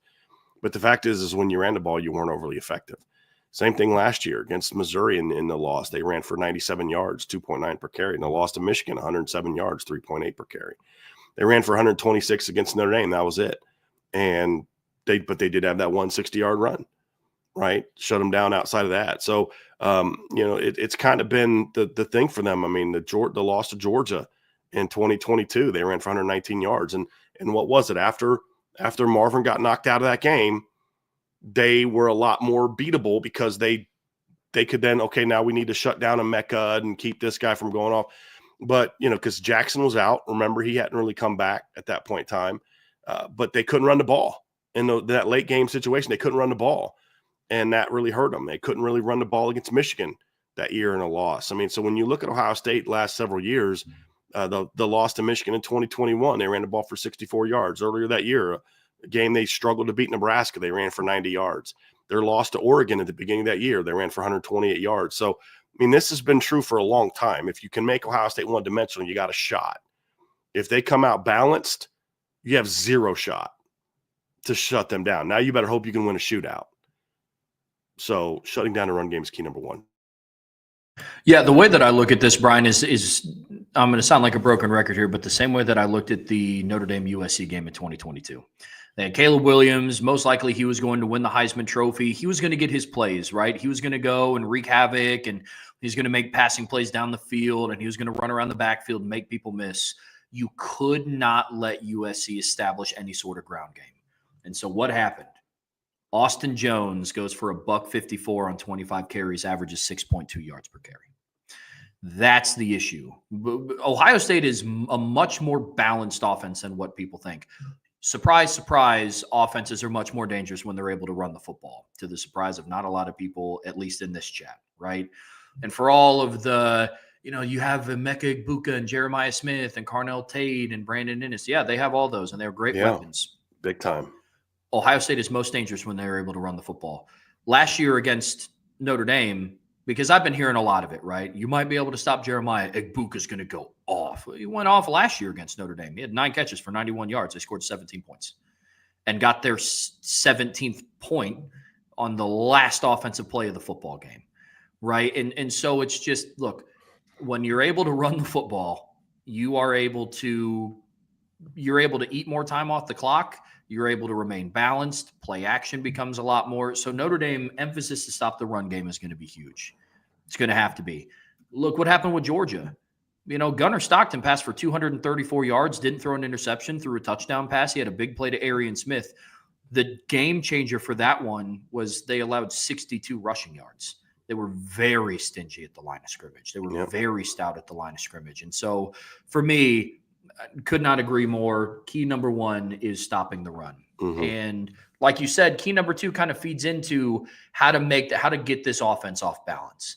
How to, despite their fantastic weapons on the perimeter, what are other ways to neutralize them outside of just playing lockdown man coverage, Bryan? What do you got? Well, yeah, which is apparently, Notre Dame does 99% of the time false. But look, the second part of it, Trevor, is these things usually go hand in hand. When your rush defense is good, you're usually pretty good at getting pressure on the quarterback. And that's going to be a big part of this game as well, is you've got to be really good getting after the quarterback. Notre Dame defensive line dominated Georgia's line of scrimmage against the run. And guess what? They also dominated in the pass game and were able to get pressure in some big moments in that game. I mean, even the big play to Arian Smith, Gunnar Stockton got drilled on that play. I mean, just Drake Bowen lit him up on that particular play. So, those things tend to go hand in hand, Trev. When they're shutting down the opposition run game, they're going to have to the quarterback. They couldn't shut down Northern Illinois' run game. We talked about that. They had 0 sacks in that game. That's going to be a big key in this game, is you've got to be able to put pressure on the quarterback. And you've got to, and my initial key, as you remember when I accidentally sent you the rough draft is rough draft of the keys to victory. It was initially going to be dominate the line of scrimmage.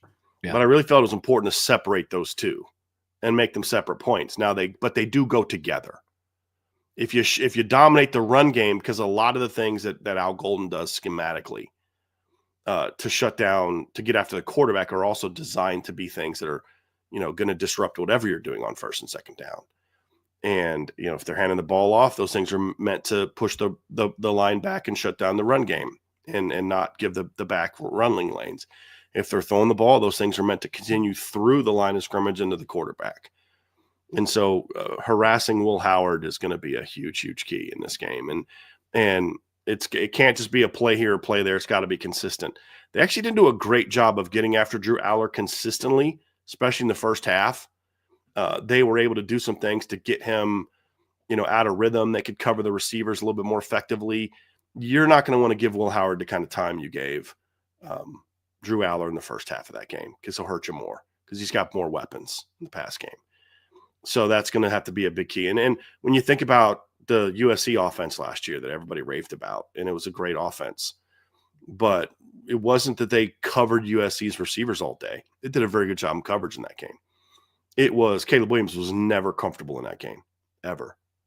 And you ate him up, and it forced him into not just the turnovers, but it also forced him into a lot of incompletions and second and long and third and longs and things like that. And it forced them to, it seemed like every time he dropped back to throw a first down, he was either getting sacked or throwing it away. And now that puts you in second and 10, and now your run game's not as big of a factor. So those things go kind of hand in hand, but you've got to harass Will Howard all day. Like most quarterbacks, if you're getting on him and you're pressuring him and you've sped up his internal clock, he's going to make mistakes. Mistakes are not just interceptions. They're also about missing open receivers. Like, hey, boy, if this guy was, if the quarterback would have seen him, he's open. Well, why didn't he see him? Because he didn't have time to get there. Or missing an open receiver. Like there was a play against Florida State where I think it was Rod Hurd got beat on a corner route for what should have been a big play. And the quarterback missed him. Well, why did he miss him? No, it was Indiana. Why did he miss him? Because Curtis Work was just completely uncomfortable in the pocket that game and just harassed in the pocket that game. And so those are all things you look at, Trevor, and you're like, those are things where you've got to get after him early and often. Part of that's the pressure. The other part of that is doing what you do when it comes to disguising coverages. Make Will Howard think he's seeing one thing, and then you give him something different. And that's something Notre Dame has done all year. When their defense is on, the quarterback doesn't really know where the ball is going to go. Yeah, Notre Dame has done a really good job all year of harassing different quarterbacks. And like a lot of other quarterbacks, Will Howard becomes significantly less efficient when he's pressured, right? And that's not specific to him, but it's true. You go through and it's not a mystery to me that he became less of an efficient passer against Texas than he was in the first two playoff games because he was pressured. He ended up throwing an interception. Yes, I know he threw an interception in the Tennessee game. That one was a little fluky to me. In all honesty, the interception against Texas was bad. He was pressured. He started to get pressured. And so for me, that's a big difference maker. He was sacked 0 times against Tennessee and Oregon, and he was sacked twice against Texas. Offense ends up putting up 21 points. He tried to force a ball to Jeremiah Smith over the middle of the field. It gets intercepted. I don't really think that it's that much of a mystery, right? So pressuring Will Howard's going to be huge, just like it was getting pressure on Gunnar Stockton, just like it was pressuring Drew Aller. And pressure can come in all different shapes and sizes, right? And so it's, again, Jalen Snead had a fantastic pressure on Penn State's last, or on that interception play, right? Jalen Snead comes in, gets a hand in Drew Aller's face. Drew Aller said that he was trying to dirt it, and I honestly don't think that was a lie. Jalen Snead ran in, hands up. He had to get the ball over him so it wasn't batted at the line of scrimmage. Then Christian Gray made a heck of a play on the ball, ends up in an interception, right? And so good things happen when Notre Dame pressures opposing quarterbacks, because a lot of people hear, how do you shut down a passing attack? And a lot of people just immediately go to, well, what's your cornerback room look like? Can your corners stop these receivers? It's like, it's twofold, right? It's also pressuring the quarterback. It's winning in the front four. It's bringing well-timed pressures. It's also coverage, right? But there's a lot of people that thinks, well, Notre Dame is not going to be able to stop Ohio State's passing attack because you can't cover Jeremiah Smith and Igbuka and Carnell Tate for 5-6 seconds. It's like, well, I don't know if there's a secondary in the NFL that can cover somebody for 5 to 6 seconds. Right. But if you can generate pressure, that is a huge leading factor in it. Right. I mean, look at the Michigan game. I mean, he goes 19 of 33, 5.3 yards per attempt. Mm-hmm. Michigan didn't have Will Johnson in that game. That secondary couldn't hold a candle to Notre Dame's secondary based on all the injuries they have. Now, if they were 100% healthy, that's a really good secondary. Still not as good as Notre Dame's. You look at the Indiana game, you see 22 of 26 for 84.6 completion rate, and you're like, that's a pretty good day. Not really. It's a lot of checkdowns, a lot of quick throws. He only threw for 201 yards, 7.7 yards per attempt. There's been other games like that. Penn State only threw for 182 yards, 7.6 per attempt. I mean, if that's his numbers at the end of the day, I don't care what his completion percentage is. Take all those little 3-4 yard checkdowns you want. The key in this game is going to be keeping that yards per attempt number down. Sometimes it's a completion, but it's a check down. And they hit a couple big plays in the pass game. And we'll get to that here in a minute, but they're going to get a couple big plays, but you've got to harass him to where he's also going to have a lot of misses. And those big plays are negated by your own big plays on defense. And that's going to be a big, big part of this game. It's just don't let him get comfortable. When he's rolling, when he's feeling good, man, he's going to get that out at 70% completion. It's 9-10 plus yards per attempt. And you're going to get in trouble there. That's a long day there.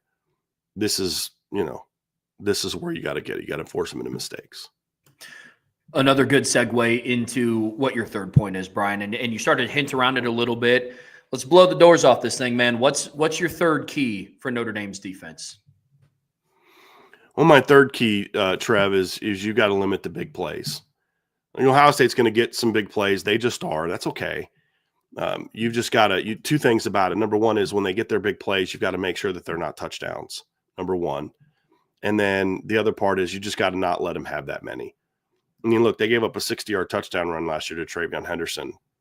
That was really the only huge play they had in that game. And so you've got to obviously limit that and keep that in check and be able to have some success limiting those big plays. They're going to hit a deep ball to Jeremiah Smith. They're going to probably hit one. The way Notre Dame plays defense, they're going to hit one. Might hit a couple. You got to limit them. Means being smart in coverage. And if they beat you, make them beat you with a great throw and great catch. And that's the thing that happened against Louisville is Louisville beat Notre Dame several times down the field on big plays, but they were always he got hit and then boom, he was getting tackled because it had to be a great throw. It had to be a perfect throw. And so they weren't catching runs that went for 6 and then Notre Dame was able to keep the points down. And the same thing is going to be true here is they're going to hit a couple, but when he catches it, make him, knock him out of bounds. And, if they're at their own 20 and they hit a 50-yard bomb, they're still at the 30. They're still barely in field goal range, right? Don't give up a whole lot after that. But if they, hit a bomb and then he keeps going and next thing you know, it's a 70-yard touchdown, that's how you get yourself beat. And so that's going to be a big key is limiting the big plays. And then when they do have those big plays, just don't let them be scoring plays. That's going to be a big part of this game, Trev. Because like I said, Notre Dame in the last 2 years has done a great job of keeping Ohio State's points down. Gave up 21 2 years ago, gave up 17 last year, but they still hit big plays. I mean, their first touchdown last year was, I think it was a Mecca. Catches a little outcut, and Cam Hart undercuts the route, doesn't play it properly, doesn't go over top. Guy catches it, Cam misses him, boom, up the sideline for a big play. Can't allow plays like that to happen. They had another touchdown they had in that game was that, you get into a bad spot, you bring a double safety blitz, the play after your nickel goes down, and they have to call there's timeout, and they beat you for a big touchdown pass, like 20-some yards, but it was still a big play. Those things, you can't have those, right? You give up the 60-yard touchdown pass or touchdown run to Trayvon Henderson last year. You had a misfit by your linebacker. Well, that's what Ohio State can do to you, just like Notre Dame's backs can do to you. If you have a misfit at linebacker against Trayvon Henderson, he can go. He can house it, just like Jeremiah Love and Jadarian Price and Aeneas Williams can do, right? I mean, that's the thing, is you can't have those mistakes. And then you have to tackle well in space. I know, Trev, that's a big one for you, is if you can't let a 5-yard gain turn into a 40-yard gain. You can't let a 15-yard catch turn into a 30-yard catch and run. You have to be great tacklers. They were phenomenal tacklers against Georgia. They were great tacklers against Indiana when it mattered. They were not great tacklers against Penn State in the first half. Much better in the second half. Yeah. You can't let that happen. Can't let that happen. Yeah, I mean, they had 4 missed tackles all game against Georgia. They had 15 against Penn State. Tackle. I mean, you go through and you look at Trayvon Henderson's screen pass that he took to the house at the end of the first half. Texas defenders had an opportunity to tackle him. They just didn't, right? Some of that is because it was a really, really good play by Trayvon. The blocking was perfectly executed. The screen pass timed up really well, and Trayvon's an explosive back. So I don't want to take away what his big playability is, but it's not like he was untouched for 75 yards. They had opportunities to make stops, and they didn't.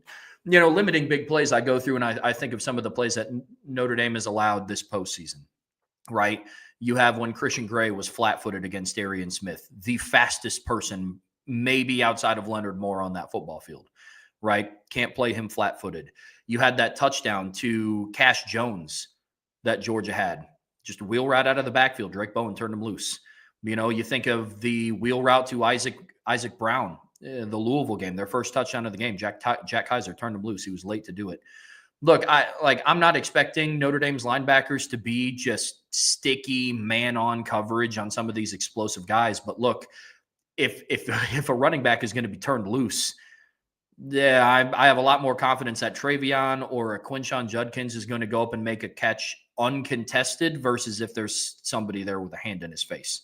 Not saying that he can't. I just know that the odds of making one of those catches is significantly higher than the other one, right? So limiting big plays is going to be huge. Tackling is going to have to be a must. Notre Dame, outside of that Penn State game and a little bit for the USC game, has been a very good open field tackling team. Leonard Moore has been a very good tackler in space, and he wasn't that great against Penn State, especially in the first half. Right. So there's going to be some things that have to get cleaned up. Jordan Clark, he's been a great open field tackler all season long. With how much Ohio State moves their receivers around the field, he's going to have to continue that because it's an offense loaded with people that can turn 5-yard plays into 20, 30. Depending on who it is, they can take it the entire way. So you can't turn people loose. You have to be disciplined in coverage, and you have to tackle well. Tackle well in this football game. Bryan, moving along here to our fourth point of what Notre Dame's defense has to do to win this football game. What do you got? Got to dominate on third down. Now, there's a lot that goes into dominating on third down. It's early down success, right? Putting them in a lot of third and longs. But even last year, they put Ohio State in several third and long-ish type of plays, and they converted. And it forced you because, one thing I've said is I don't know that you can rely on just getting a bunch of goal line stands against Ohio State like they did last year. I don't know. You want to put yourself – this is a different offense. It's a better offense than it was last year. You've got to tackle better, and you've got to be better on third down. And in a lot of these, tackling well is going to be an important piece to a lot of these keys, Trev. But you've got to get them in a lot of third mediums to third and longs. And then when you get them in those situations, you need stops. A lot of this – we talk about shutting them down, getting after Howard, limiting big plays, dominating on third down. A lot of it comes into getting Ohio State out of rhythm. And that's true for any offense, right? I've coached on some great offensive football teams, and when we struggled and it was always different reasons, but we just couldn't get into a flow. Just couldn't get into a rhythm, or whether it was a team playing aggressive coverages that didn't allow us to kind of get into our routes, or they were getting pressure off the quarterback, so we couldn't get into our route packages, and so we had to alter how we did, or couldn't get the run game going and put us in a lot of tough situations, or we'd have some silly negatives. You get some holding call, some false start, some sort of illegal shift, something that gets you in a bad spot. You just want to get them out of rhythm. You get into a funk, and then sometimes it can be hard to get out of that funk, and even a big play can happen. Georgia hit a couple big plays against Notre Dame, but they couldn't get into a rhythm against Notre Dame, and that's why Notre Dame completely shut them down. So same thing against Indiana. Indiana hit a couple big plays before Xavier Watts' interception. You give a big play down the field to Elijah Surratt for a big gain. All right, cool. That's going to happen. It wasn't a scoring play. You had to make a great catch, and then the next play, they get after Curtis Rourke, and he throws an interception. So a lot of this is just getting them out of their rhythm. Get them out of rhythm. Get them out of rhythm. Get them out of rhythm. Get them out of rhythm. And if you can do that, then you dominate on third down. And that's going to be a big, big key for Notre Dame. If they were better on third down last year, they win that football game. I mean, just look at the last drive alone. You give up a fourth down conversion. You give up a 3rd and 19.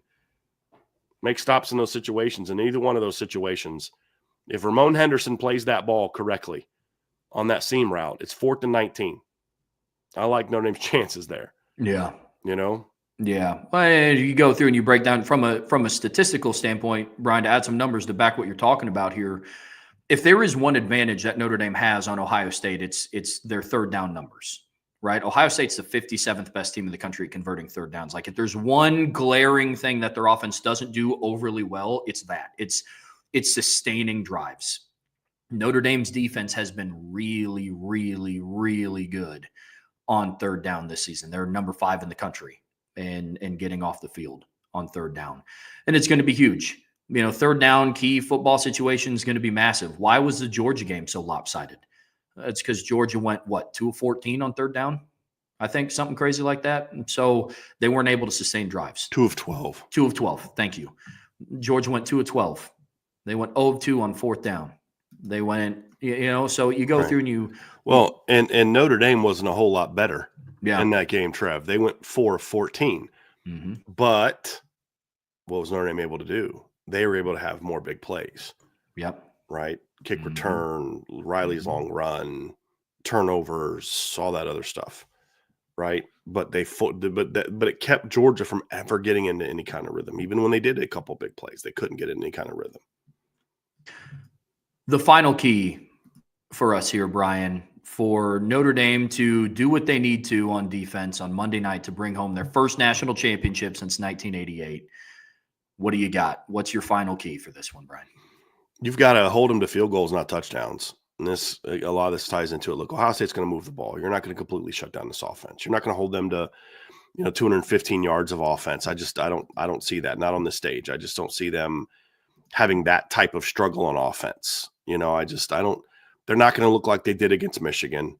They're not. This is a different environment, different game, different moment. I think they overlooked Michigan a lot in that game, to be honest with you, because Michigan stunk. They're going to bring their A game as best they can.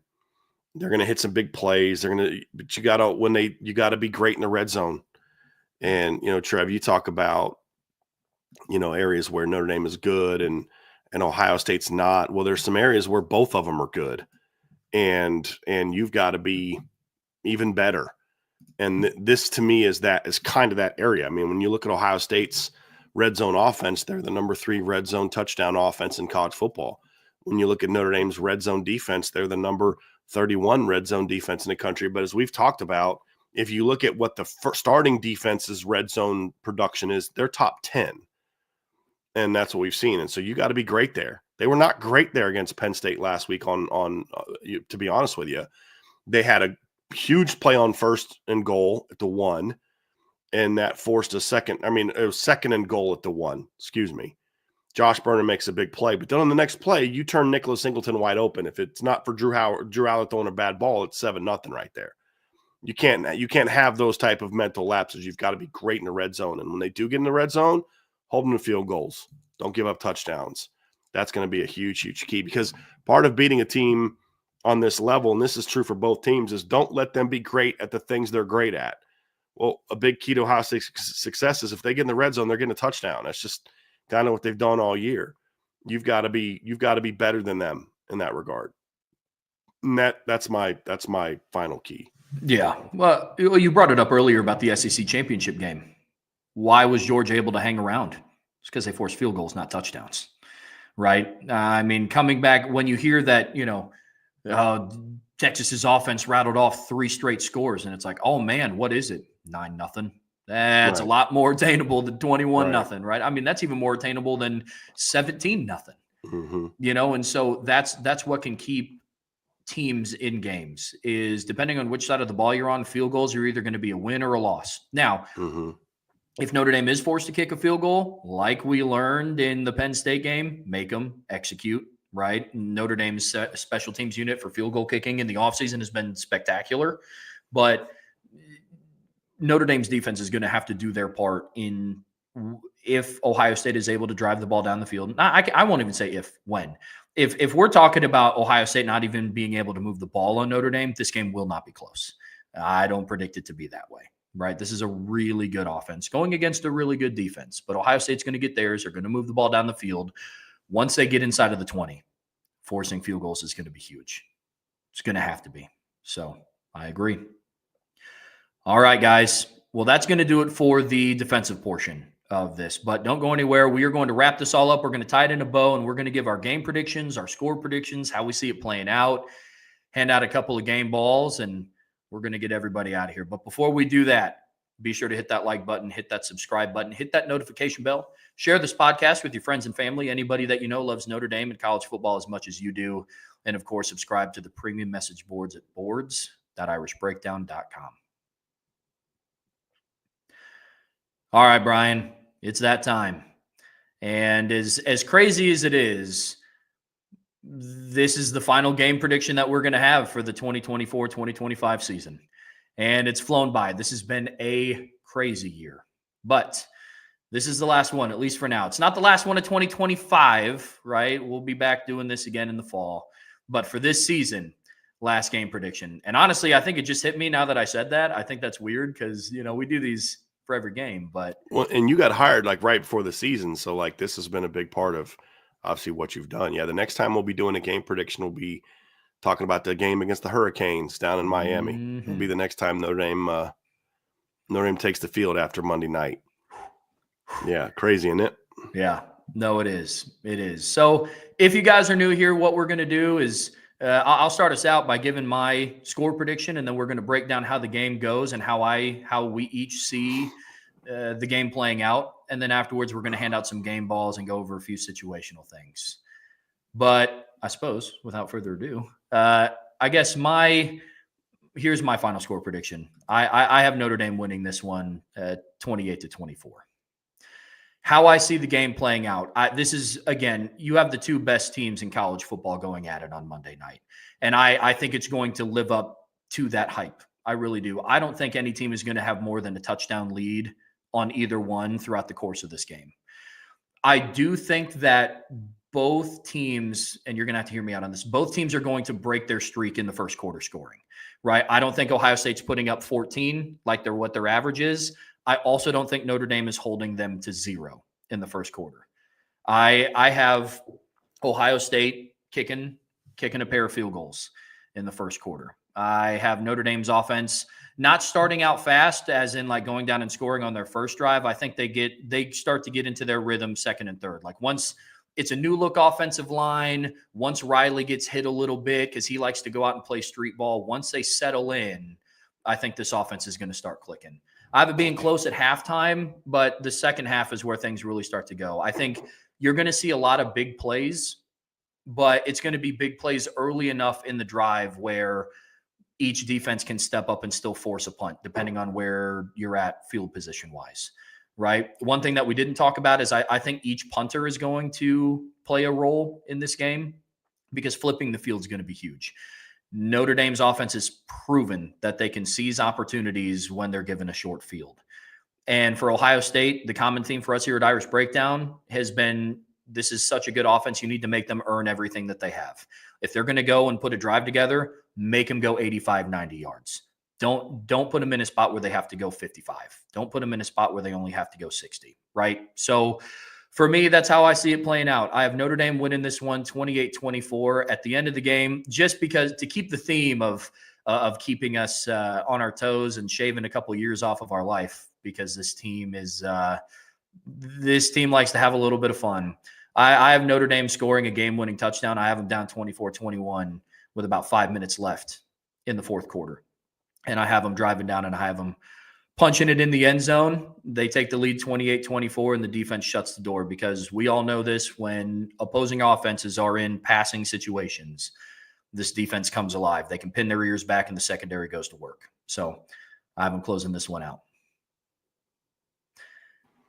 So, Trev, if the game goes how you think it goes, and you said 28-24 Notre Dame.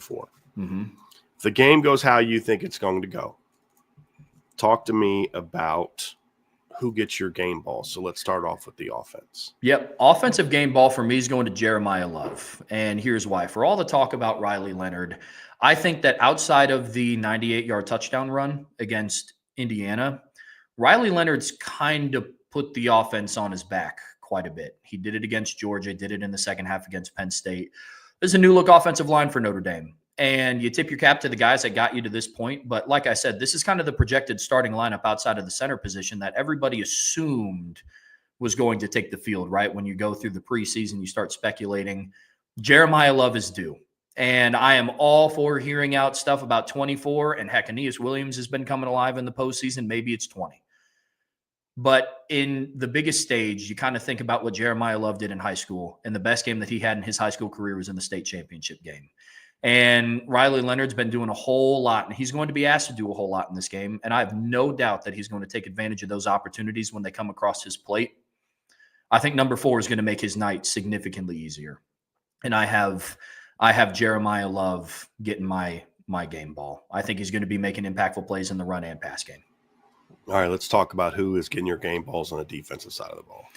Defense is one I had a little bit of a harder time with, because you think it could go to anybody, right? Anybody at any level in this game could, but at the end of the day, how do you not go with Xavier Watts?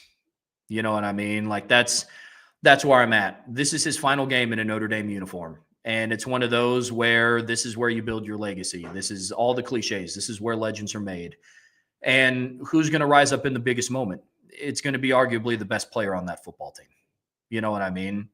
I think he's going to make crucial plays in the run and pass game. I think that he is going to, like I said, he didn't have the best game to his standard against Penn State, but overall as a player, I don't think he played bad.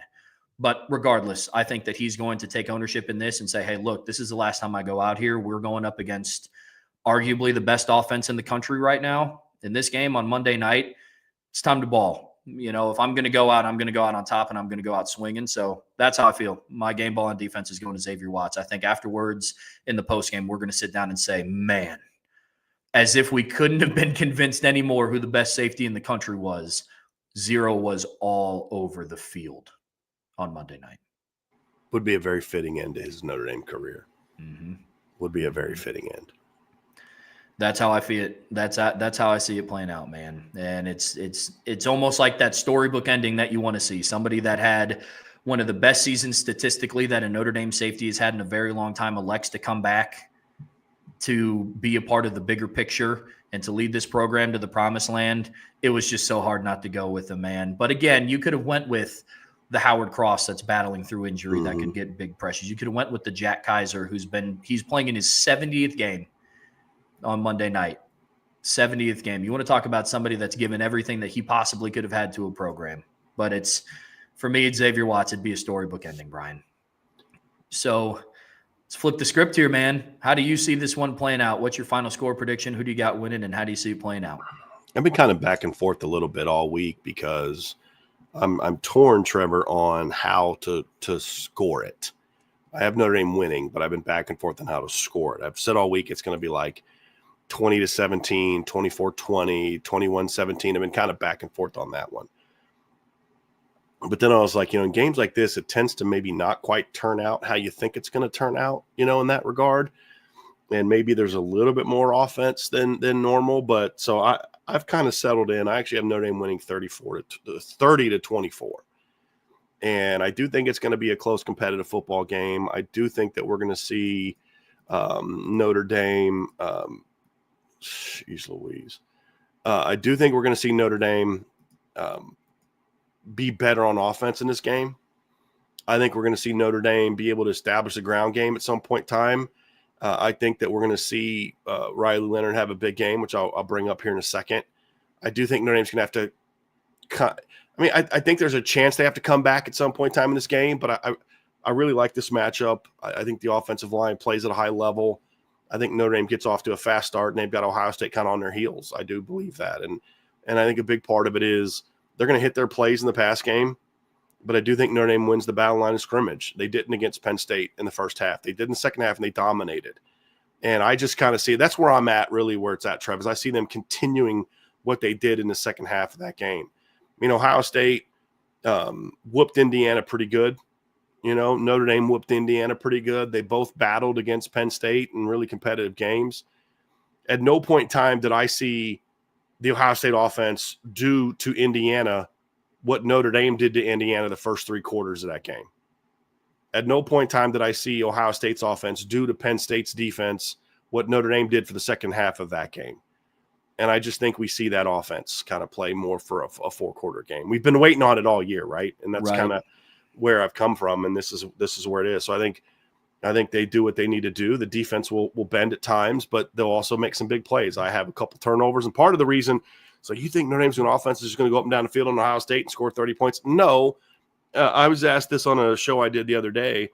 It was some kind of prediction, fact or fiction thing, and will Notre Dame score a defensive touchdown? And I said, no, because I don't predict. How do you predict that kind of thing, right? But what I do feel good about saying is that Notre Dame's defense will set up a score, much like they did against Georgia. I don't know if it'll be like a 13-yard game. I think we're going to have a couple series where the Notre Dame defense kind of sets the offense up with a shorter field. And that allows Notre Dame to kind of jump on Ohio State and gets them out of their game. So I think this is going to be a great game between two football teams, but I think that at the end of the day, Notre Dame is going to be the better team on Monday night. And they'll do enough offensively and make enough stops defensively to pull it out. And we're not going to see them have the big mistakes that we've seen them have in clutch moments the last 2 years. I think that they finally get that done. They finally take advantage of those opportunities. You're not going to see them as some of the mistakes that we saw that really were proved so costly the last 2 years. So I think Notre Dame finally gets over that hump. I mean, at the end of the day, Trev, this has been a year of Notre Dame slaying all those dragons, right? All at once. Can't beat Georgia ever. Okay, beat Georgia. Penn State's been a problem. I heard some clown. I can't remember his name. The guy that forget his name, but he runs one of those silly sports websites, talking about Notre Dame couldn't handle playing in the Big Ten. Okay, sure, whatever you say, buddy. There's just all these stereotypes about Notre Dame. You can't beat beat the SEC champ, can't win a New Year's Six game. Okay, they've won 2. You can't beat Ohio State. Well, I mean, some of those stereotypes are there because they're true. They had never beaten Georgia. They hadn't, performed well when they played really good Big Ten teams in the past. Right. They hadn't performed well when they played, a good Ohio State team. And those things were all there's a lot of these stigmas about Notre Dame are there because at one point in time they were true. You've never heard me say, well, that's just lazy. Notre Dame's never been unathletic on defense. I don't know why people keep saying that. Well, because they were for a long time. And those things I just don't think are true of this football team.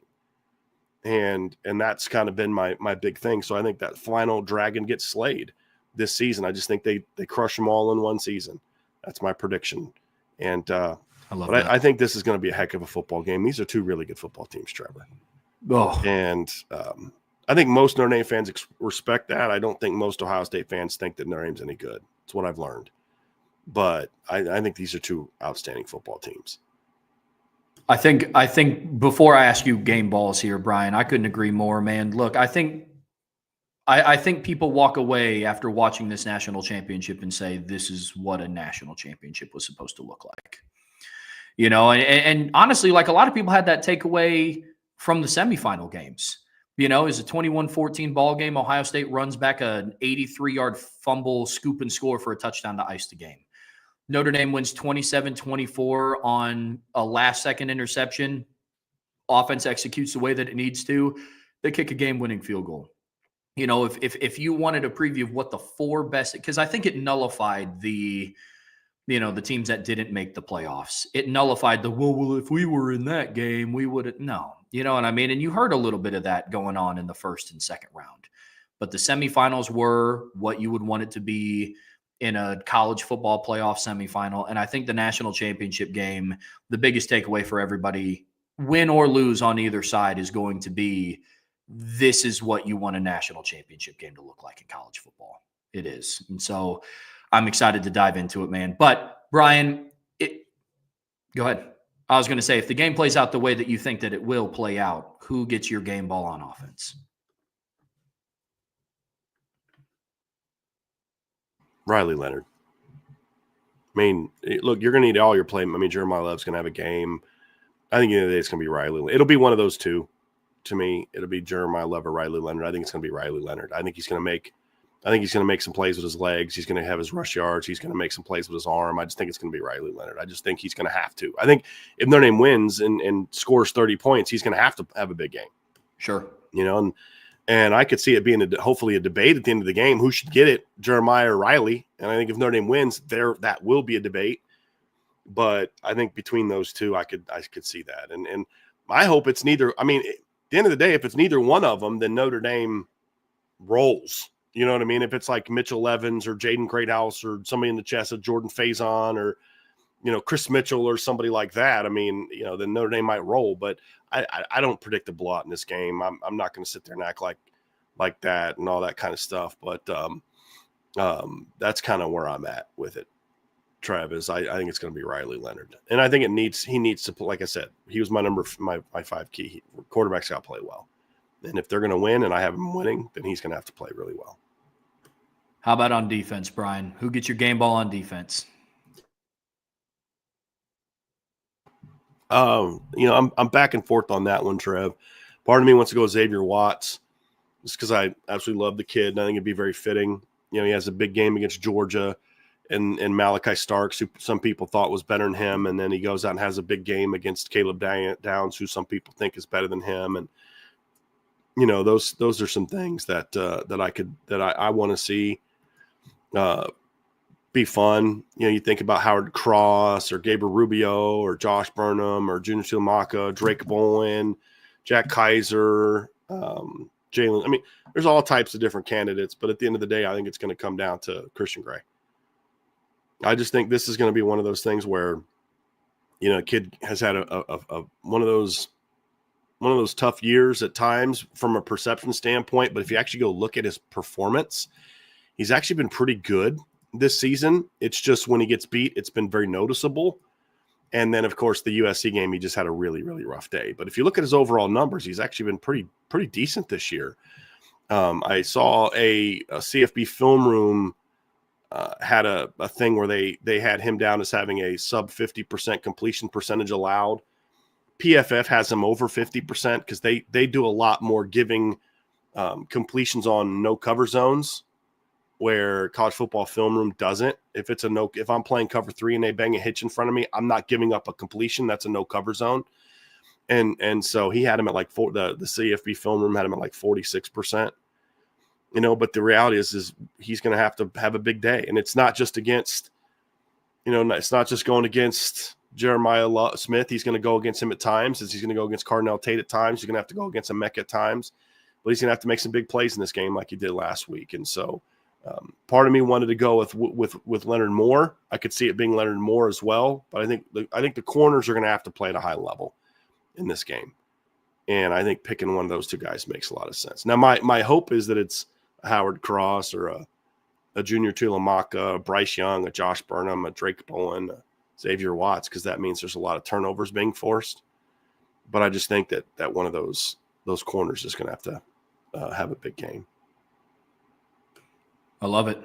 And obviously I hope that all of these come true, right? Because if it does, we're having a heck of a party in the post-game show on Monday night. There's no doubt. Right? No doubt. Oh, it's going to be so much fun. Do you want to get a special teams game ball since we're here last game of the year? Let's do it, man. Yeah. Special team game ball for me is somebody that you actually brought up. I'm going with Bryce Young. I think that he's going to make a big play on special teams, whether that be a block kick, it could be something as small as him going down and lighting somebody up on kickoff return. Like, honestly, I mean, he's going to have a play that kind of sparks it. You know what I mean? You think about the Clemson game in 2022. It was a little slow, a little sluggish until they got a block punt, and then Notre Dame started to roll. And I think that's who it's going to be. I was going back and forth between like a Mitch Jeter or a Bryce Young, but Jeter's, to me, he's all the way back. I mean, he's Mr. January. I heard that's what the team calls him, which is a heck of a nickname. But I have it being Bryce Young. I think he's going to make an impactful play, whether, like I said, if it's a block kick, a block punt, something, big hit. So that's where I'm at. What about you?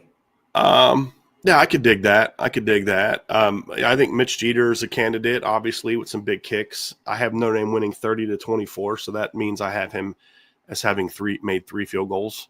So I think that'll be key.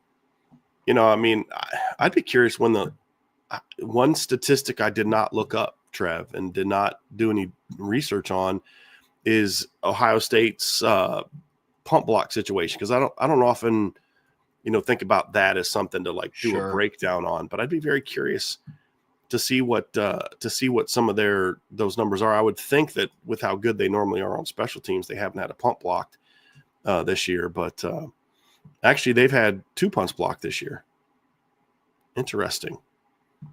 So I was looking at that, and they've had 2 punts blocked this year. Very, very interesting game. And interesting. I'm gonna have to go find out when those were, but yeah, I dig where you're at. I think Bryce Young's obviously been a factor there. So why not? Let's roll with it. So hopefully they get a third blocked punt.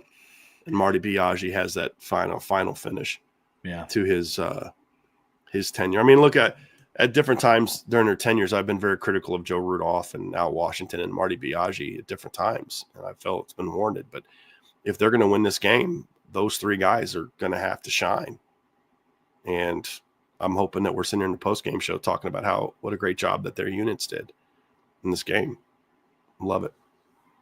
Love it, man. Well, we do have a couple of super chats to get to before we get out of here. We got a couple in here. So we have one from Charlie Weiss's Last Belt Loop. Thank you, Charlie, for the super chat.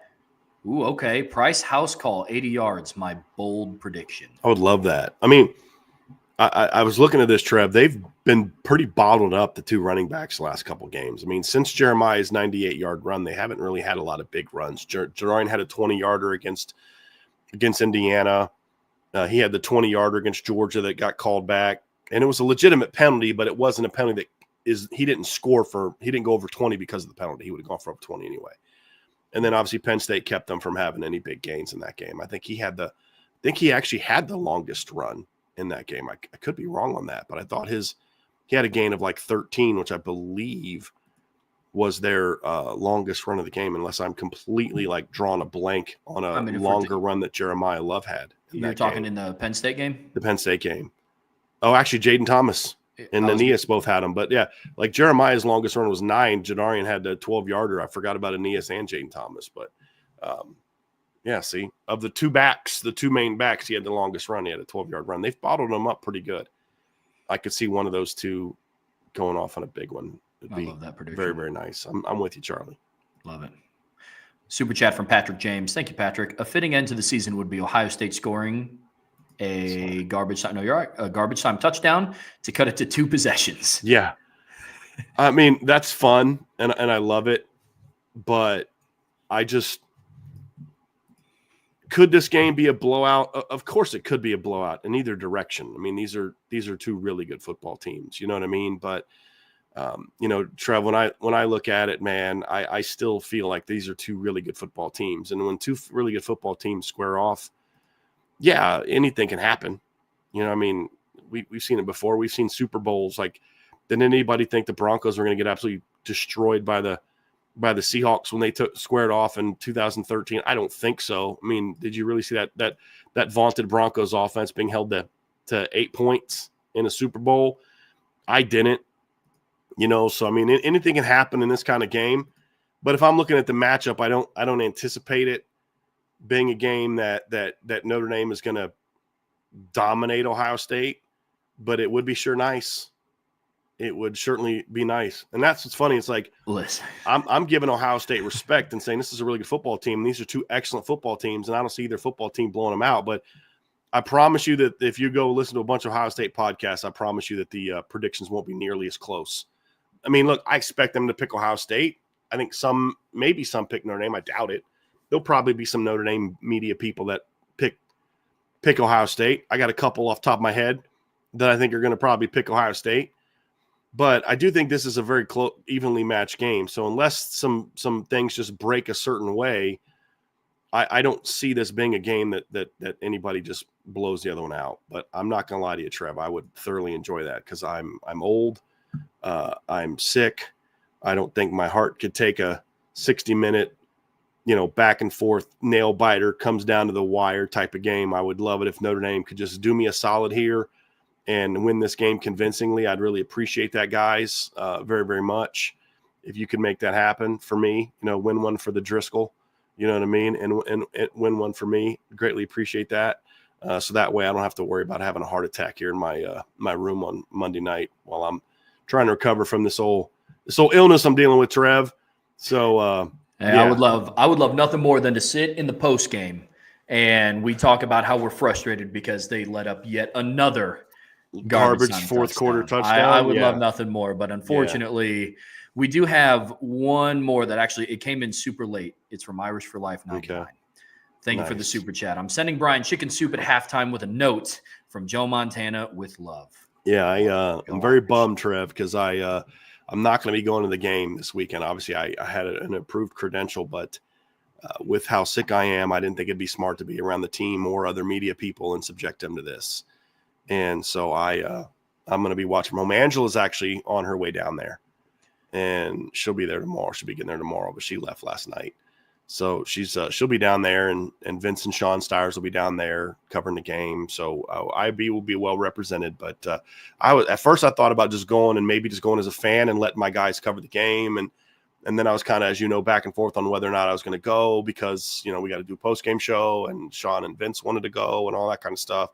And then I was like, to the point, I was like, I think I'm going to go and cover it. And then I got sick, and I was like, man, this sucks. But yeah. And then also we were talking about doing a live show during the game with how I'm feeling. We're not going to be able to do that. I don't know that I'll have recovered enough to be able to do that and a post-game show. So, my throat's about to fall out of my body now doing this show, and then we're going to do a Biso hold tomorrow. But yeah, I won't. We'll have we'll do the post game show. We won't do a live show for it, but because usually when I get sick like this, Trevor, it usually lasts a few days, or my voice is pretty shot. But I'm going to do my best to rally and put some good shows out here the next couple days. But I'm a little bummed I won't be there. But I'll be watching from my couch, and Trevor and I'll be ready to rock and roll on the post game show. I was about to say, look, win or lose, we're going to be there on the post game show. You and I are ready to rock out. And we're holding it down here on the home front. But that's going to do it, guys, for the final Keys to Victory show of the 2024-2025 season. Been a heck of a ride, and it's been a lot of fun being here with you guys. Brian, can't thank you enough for the opportunity to let me join your guys' crew. The IB Nation has been nothing but welcoming, and you guys have been fantastic. So I appreciate it. Looking forward to 2025. But before we get there, guys, we have one more guaranteed opportunity, and the boys have some business to take care of on Monday night. So until we get there, we will be back tomorrow with a buy, sell, hold. But in order to stay in the now, be sure to hit that like button, hit that subscribe button, hit that notification bell, share this podcast with your friends and your family, because we are going to continue to grow, and we're going to continue to crank out awesome content for you guys for the rest of this season, into the off season, and into the 2025 season.